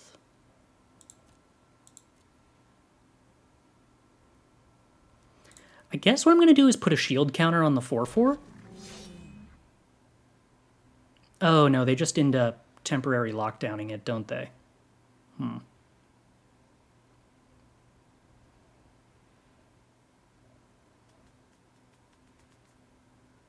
that's not great. I guess I should have gained 5 life then, since this doesn't accomplish anything.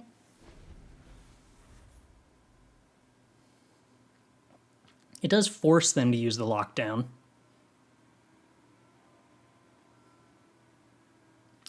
Right, so I have to choose the targets for Cruelty of Gix before Fable of the Mirror ability resolves, regardless of what order I stack them in. So I have to use Fable to discard Titan of Industry the turn before Cruelty of Gix reanimates it. But that said, I think having gotten Duress to Duress the Silver Scrutiny would have been ideal.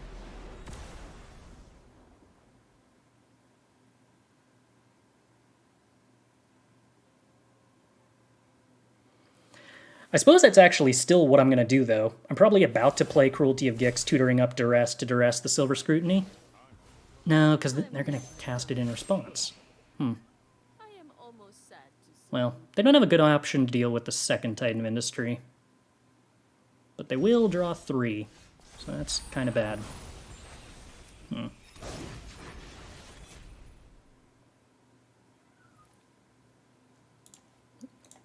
Them not actually playing any creatures for Cruelty of Gix is kind of a problem.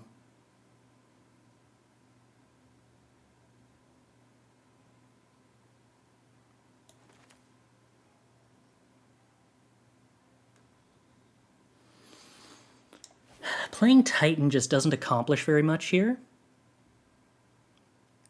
If I had drawn an untapped land instead of Meathook, I could have gotten Jund Charm to answer the Teferi, which would have been clean.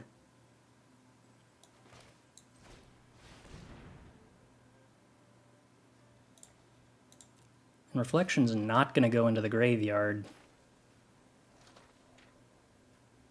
as a creature that can get reanimated by Gix. And all their removal is exile-based. This actually does not line up as well for me as I would have liked.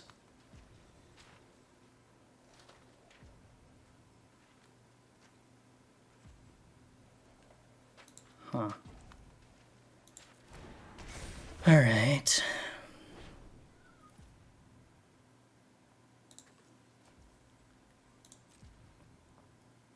So they draw 3.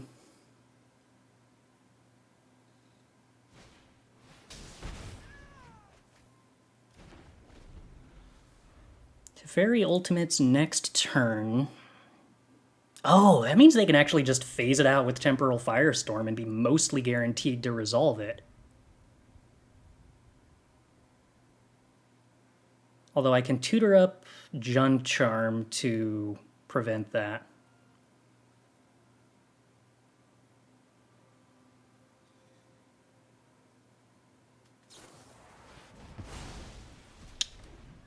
Okay. They march it, meaning... Okay, so they're not going to go for Teferi. We whiff on the untap land, so I can't play Titan of Industry to punch Teferi this turn, unfortunately.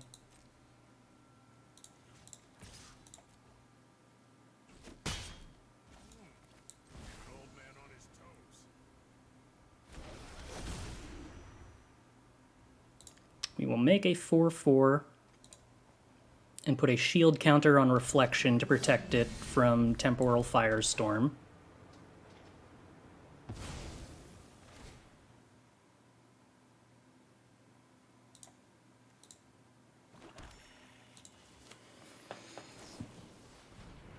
Opponent gets to Impulse. I might not be able to beat Silver Scrutiny.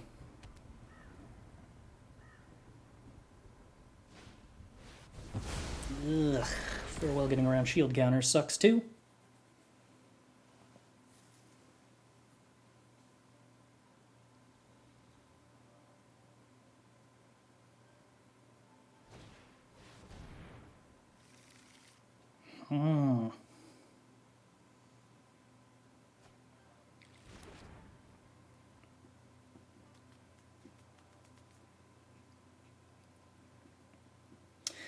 They chose not to exile graveyards, which was sort of a mistake, but I don't know that I can actually punish.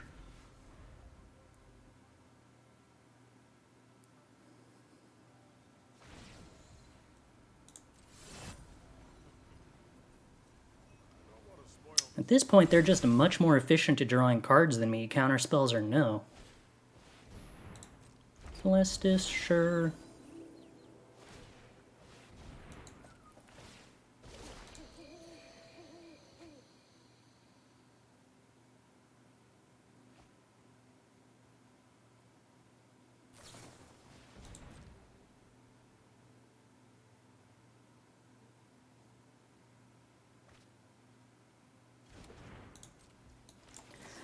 Alright, Riveteers Charm, what do you find?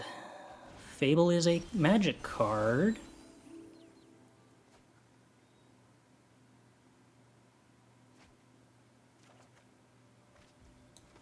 Soul of Windgrace is also a magic card.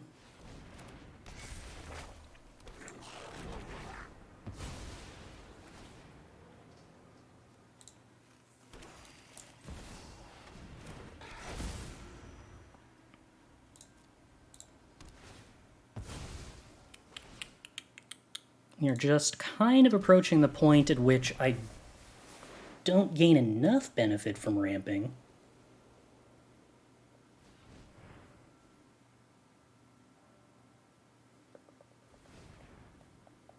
Yeah, Witness the Future is a win con. Which might also be why they're not necessarily trying to ultimate the Teferi. If they only have 2 Witness the Future. Nah, they should still be able to win even if they only have 2 Witness the Futures. Through 1 Teferi emblem anyway. Now hopefully we draw a removal spell to discard to the Fable of the Mirror Breaker. Oh, cool. Only Silver Scrutiny here for 4. That's much better than for like a number that I couldn't beat. Shigeki 1, 2, 3, 4, huh? But I don't actually have a lot that I can get here because they've been exiling my creatures so aggressively. I get Windgrace, Overlook, Cruelty, Tear Asunder.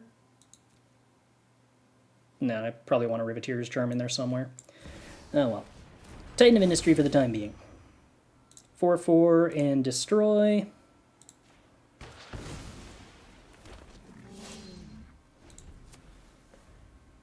Oh, right, I can't get Windgrace. It doesn't feel like a legend. But I guess it is.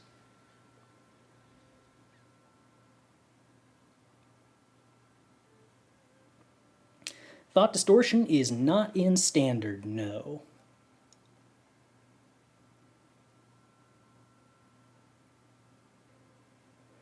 But we will be much better positioned against this post-board, as we will have additional Duresses, and that was the card we really wanted to draw at a lot of points. I think that we would have been in a much better position had I not grabbed the Fable and had I grabbed Duress instead earlier.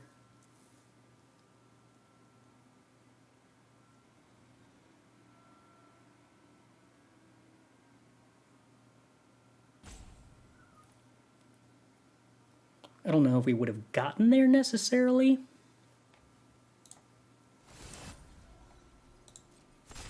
Titan tapped. I'm assuming that means they have found Wandering Emperor.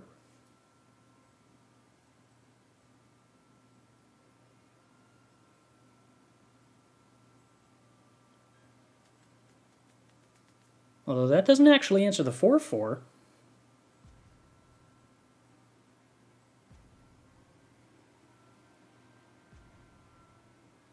Past end of turn, discard to hand size. Alright.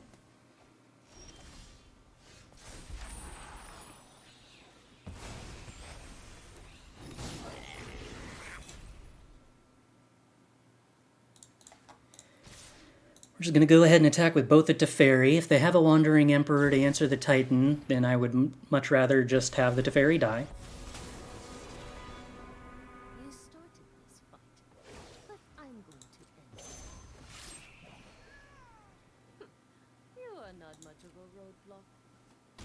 Okay, Teferi down. That's something. Hardly my worst defeat. Let's go ahead and make this land drop.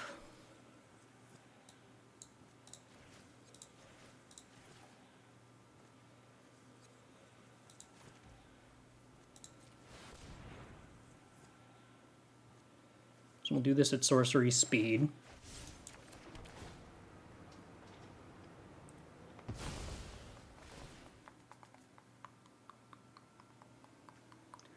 Only one basic in the deck that we still need to thin out.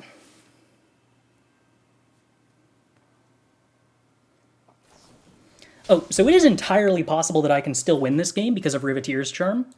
If the opponent's primary win con that they get left with is looping cards with Witness the Future, I can exile their graveyard. Remember your trick. We are not actually out of this completely just yet.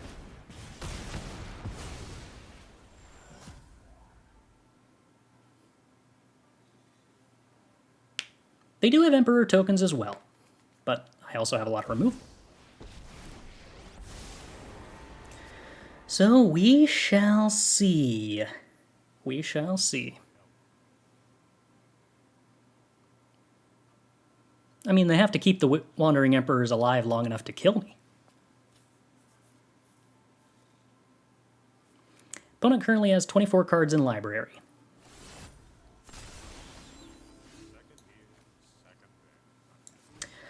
Let us go ahead and duress the opponent. Take a Wandering Emperor. They have negate. That's less than ideal.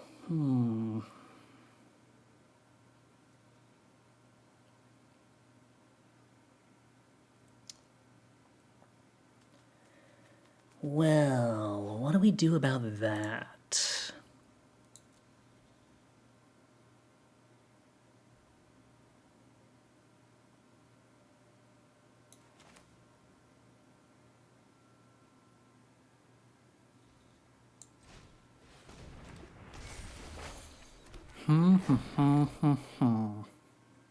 Bait them into countering Riveteers Charm, probably.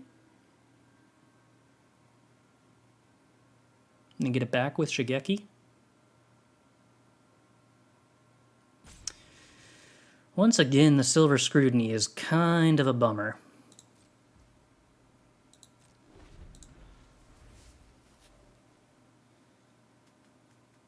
It's a good magic card.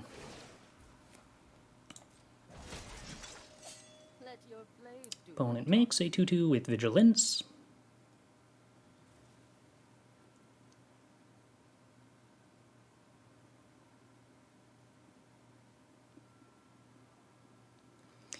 Witness the Future gives you the ability to do things like Silver Scrutiny for 10 to guarantee you find specific cards, but not be worried about decking immediately.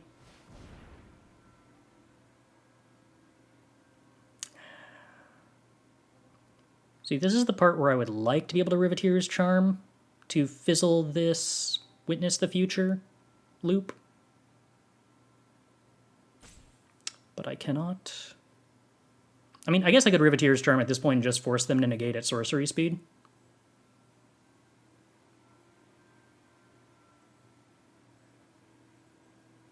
Which they don't necessarily want to do.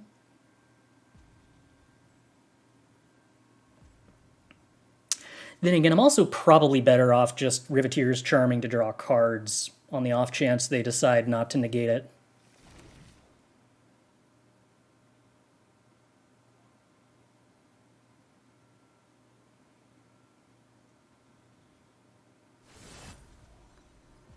Mm-hmm. 2/2 down.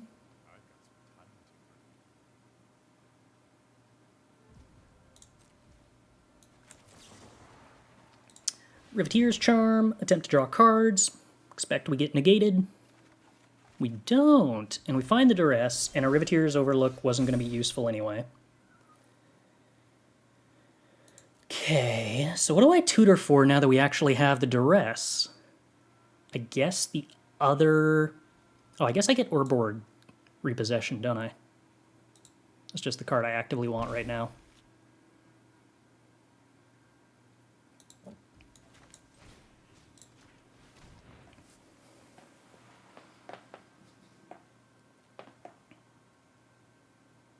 Also Memory Deluge? Sure. Oh, boy. Okay, let's get rid of the negate. Let's play our land drop.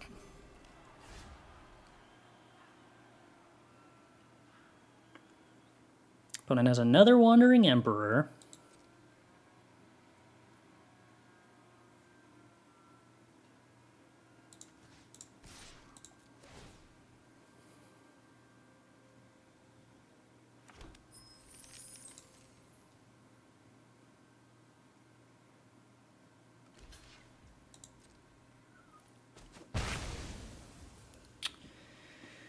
How do we best do this, huh?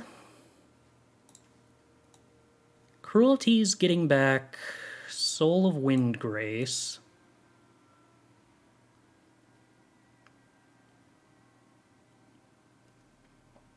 I can Shigeki for 3 to get back Jund Charm. Which doesn't accomplish terribly much. I think I Cruelty of Gix. And if they play the Wandering Emperor...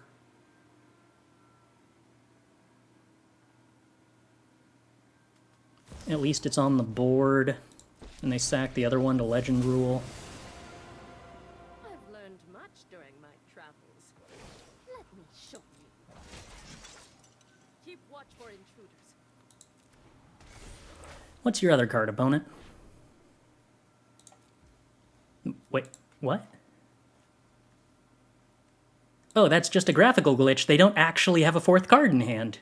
Interesting. Sure. Why not? Okay, let's see. Do we have a Shigeki? Yes. I could kick Urborg Repossession to get back Fable. I don't think that accomplishes anything. I think I just want Shigeki and to Tear Asunder the Teferi.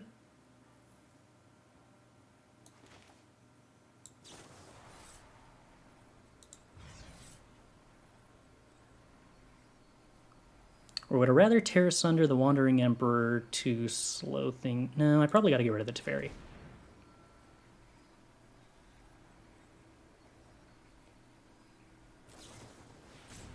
There's the Memory Deluge. Cards for opponent. Okay, reduced amounts of mana for the opponent to work with. Return Shigeki to hand. Gain some life. So now opponent has no tap method to tap down our Windgrace. Silver Scrutiny for 5. Opponent to 18 cards in deck. Clocks are 17 to 17. I should play quicker because there's a very good chance by game 2 or 3 this comes down to clock. Celestis is fine. We've got the edge in this fight. Another Soul of Windgrace, which isn't terribly useful. We are probably going to search for the other Riveteers Charm at this point. Although I suppose part of me wants to answer that 3/3. Well, Soul of Windgrace kind of is doing that. I could Unleash Wandering Emperor, which kills Celestis. Probably better to just have the Riveteers Charm.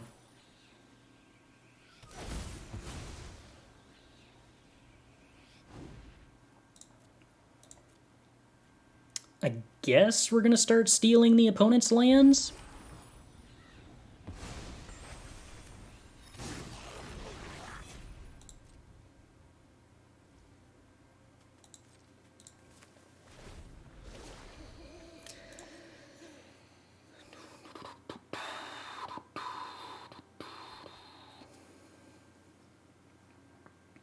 considering I can't use my fetch lands to actually get lands out of my deck at this point.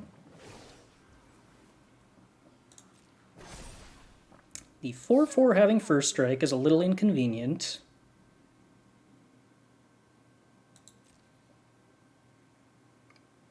Would block with Windgrace and tap it if I had a land in hand. I might not even do that. Okay. I wonder if I should have chump blocked I should have chump blocked and then gotten it back with Cruelty of Gix.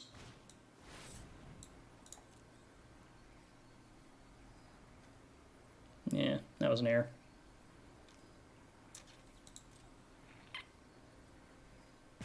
Damage taken for no need. My opponent doesn't have a lot of mana here. So we get to 3, 4, 5 cards back. Let's go with Urborg Repossession, Duress, Riveteers Charm, Tear Asunder,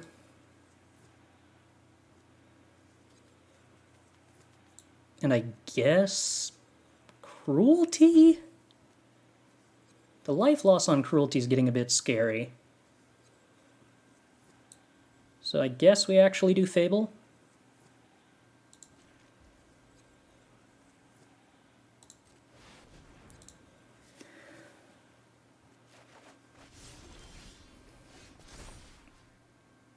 Put Soul of Windgrace in play.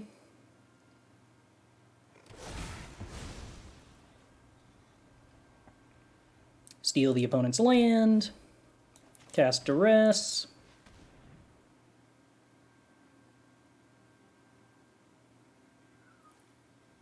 See what the opponent does. Farewell, exiling Graveyard's a tiny bit annoying.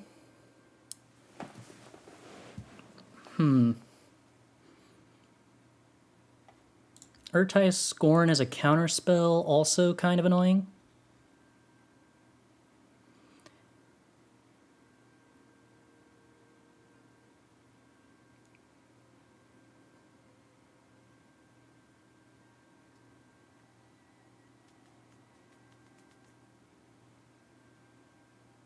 I think I need to get rid of Silver Scrutiny. Maybe I was supposed to get rid of the Urti's Scorn and then Duress again. Let's go ahead and Urborg Repossession, targeting Shigeki. Clock is a consideration. They probably counter this, which is fine because I've got another Shigeki anyway.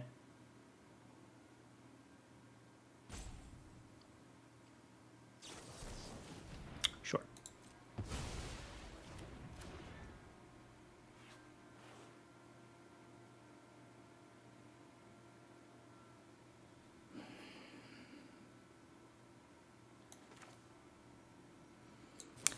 Then let's go ahead and get rid of their graveyard with the Memory Deluge in it.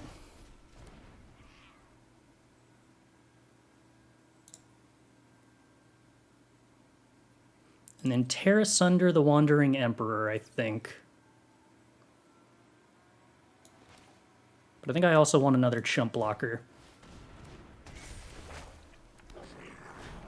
No, I needed to hold up more mana so that if they farewelled me, I could Shigeki for some critical cards in response. Nah, I guess that's fine.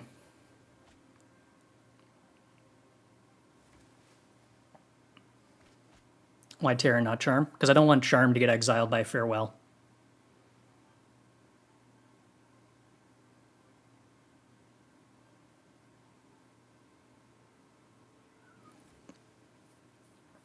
I'm going to chump block that creature with my Goblin token.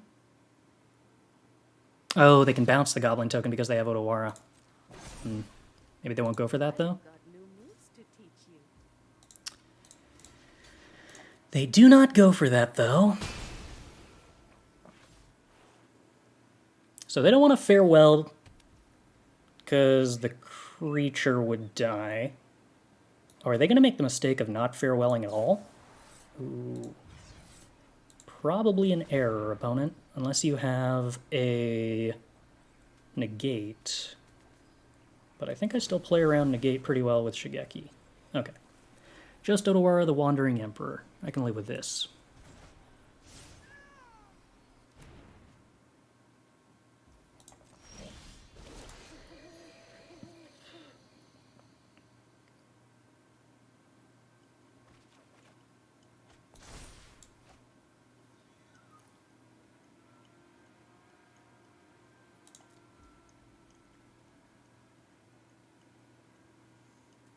Do have to deal with the samurai now. That's kind of annoying. They got rid of the farewell. Interesting. Okay, so 3... Probably 4, actually. Do I have enough for 4? 3, 3, 2... I don't necessarily have enough for 4 here. I think I have to do it for 3. Alright, so I can get Urborg, Duress, Charm?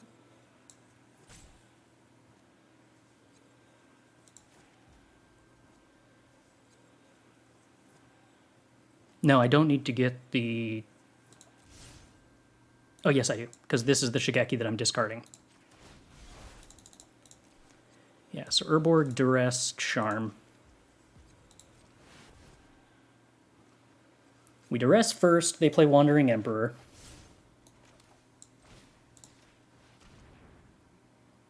I can Charm in response to kill this. Guaranteed.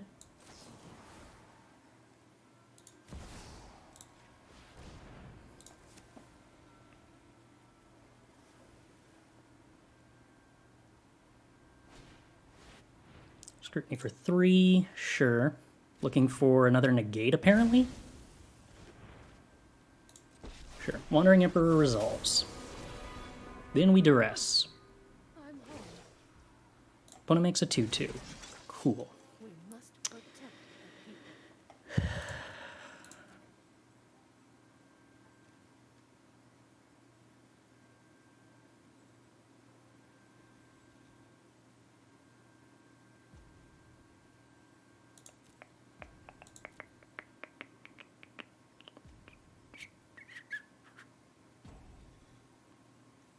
Think I take Teferi here. We swing with Soul. Get an Otawara.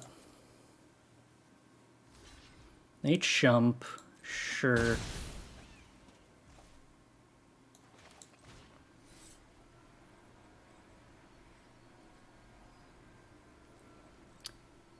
We Urborg with Kicker.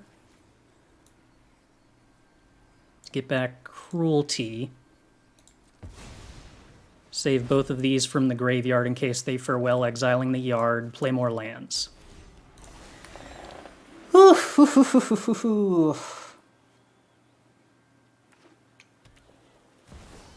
Land drop, Lotus, sure. Witness, yeah.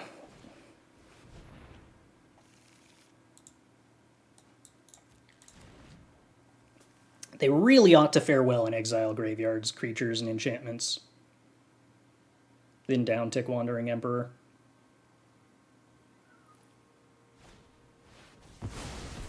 Yeah, there they go. Okay. Me losing the Duress is actually kind of a problem. Alright, Cruelty of Gix. What do we see? Nothing! The opponent has nothing!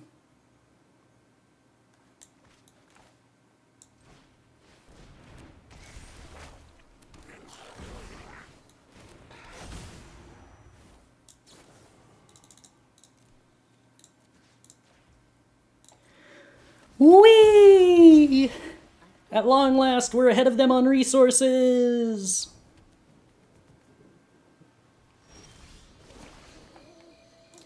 Remember how I said Shigeki was really good in the long run? I don't even know if I want to discard anything here.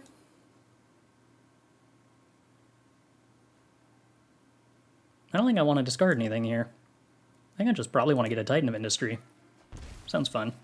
Discard cards? Nah. Cut down, kill 2/2. Combat, swing with a bunch of creatures. Make some mana.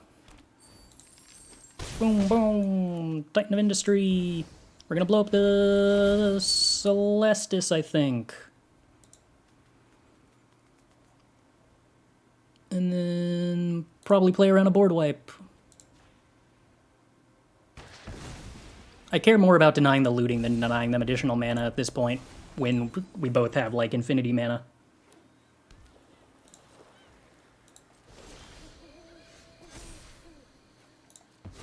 Yeah, we have no creatures on the yard. Okay. Combat, swings. Damage, damage, damage. Play a land. Pass the turn. Not only is this the same match, this is the same game.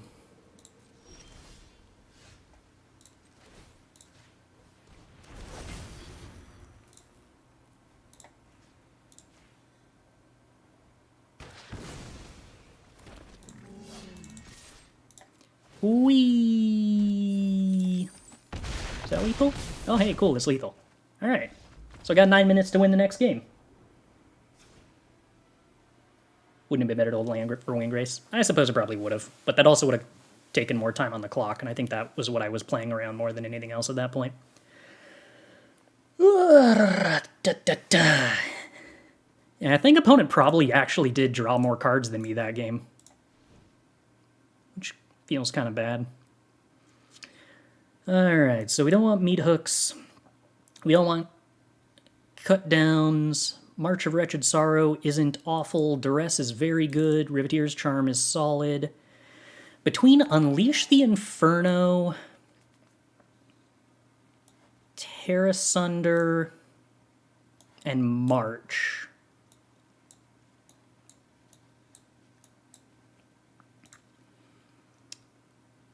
What do I want more here?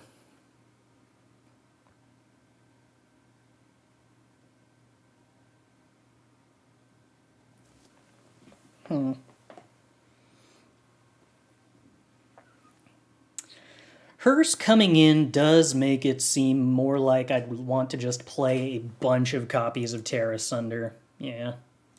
I mean, it hits Planeswalkers in a pinch, and their deck plays Timeless Lotuses and other 3-mana mana rocks. Naturalized just seems fine. Is Hearse bad here? I think Hearse is worse than just playing Charm as the answer to their graveyard loop shenanigans. Like, the problem with Hearse is that it costs a card to play Hearse and doesn't actually recoup that value in any way. Yeah, sure. We'll keep this. See what happens. I don't really want to Duress early. I'd rather Duress closer to when I'm going to resolve a spell that I care about. Like Riveteers Charm. We're going to just take that Celestis away from them.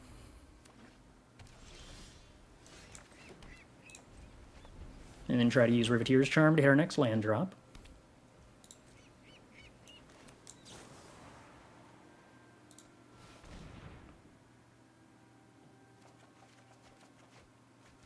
Okay. Not a complete failure. Just close to one. I can't do anything with this Riveteers Charm that's useful. Unfortunately, other than try to hit a Duress off of it, but I think that's just kind of not a good idea. So we're just going to play the Soul of Windgrace. It pressures their Wandering Emperor. Wow, they elect to not play the Wandering Emperor. That is surprising. Timeless Lotus, which we can most certainly Tear Asunder. And will. Unfortunately, I cannot really Soul of Windgrace here. If I could put a land into play by attacking with Soul of Windgrace, I would be willing to trade it off with the Wandering Emperor downtick. But as I cannot do that, I will not do that. Cruelty of Gix probably gets a negate. Yep. Okay. No swinging with Soul of Windgrace.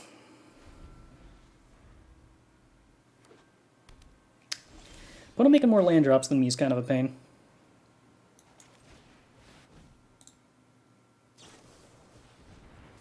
That is not what our game plan is supposed to be. More negates. Still kind of a bummer. Could attack with Soul of Windgrace to force the Wandering Emperor and then march the Emperor. But I'd rather try to top deck a fetch land before I do that. One card remaining for opponent. Definitely some risk of them flooding out.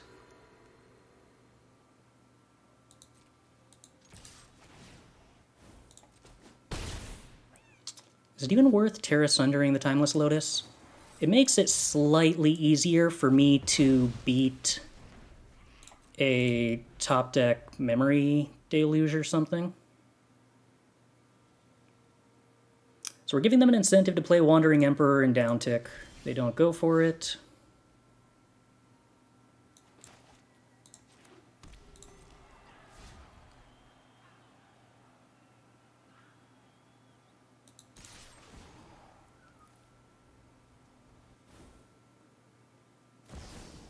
You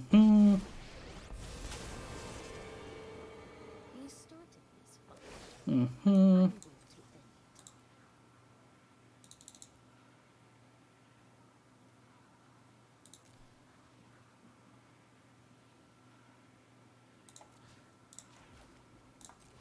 I'm gonna do this now and hope they didn't top deck the negate.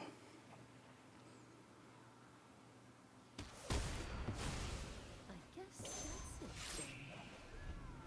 You're done. Alright, more opponent flooding is totally fine. Fable of the Mirror Breaker develops some pressure, but they're a Silver Scrutiny away from being massively ahead. Okay.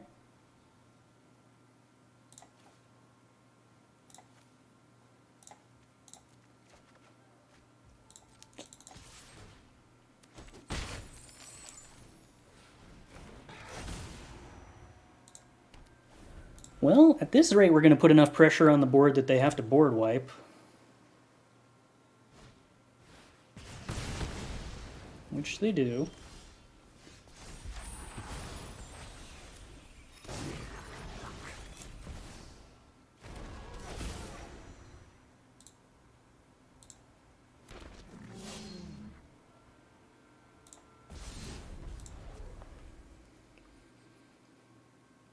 Possible playing Titan Ministry was wrong because it doesn't play around Farewell appropriately.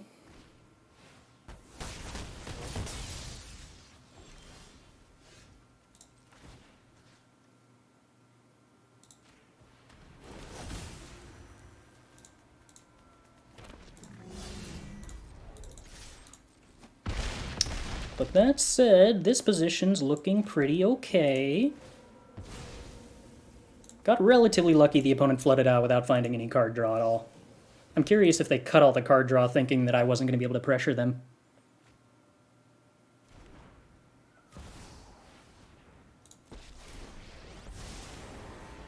Teferi, uptick. I don't know that there's anything they could do here for 5 mana that matters. Wandering Emperor still dies on board. 1, 2... Let's see, we want Duress, Charm, Tear Asunder?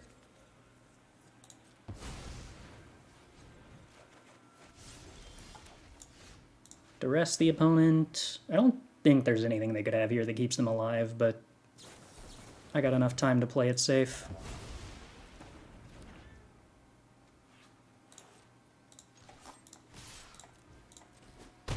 Okay. Whee! When did I change my hair color? I think like a month and a half ago. See? The clock wasn't even a concern.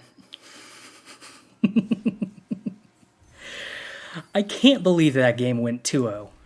How completely absurd.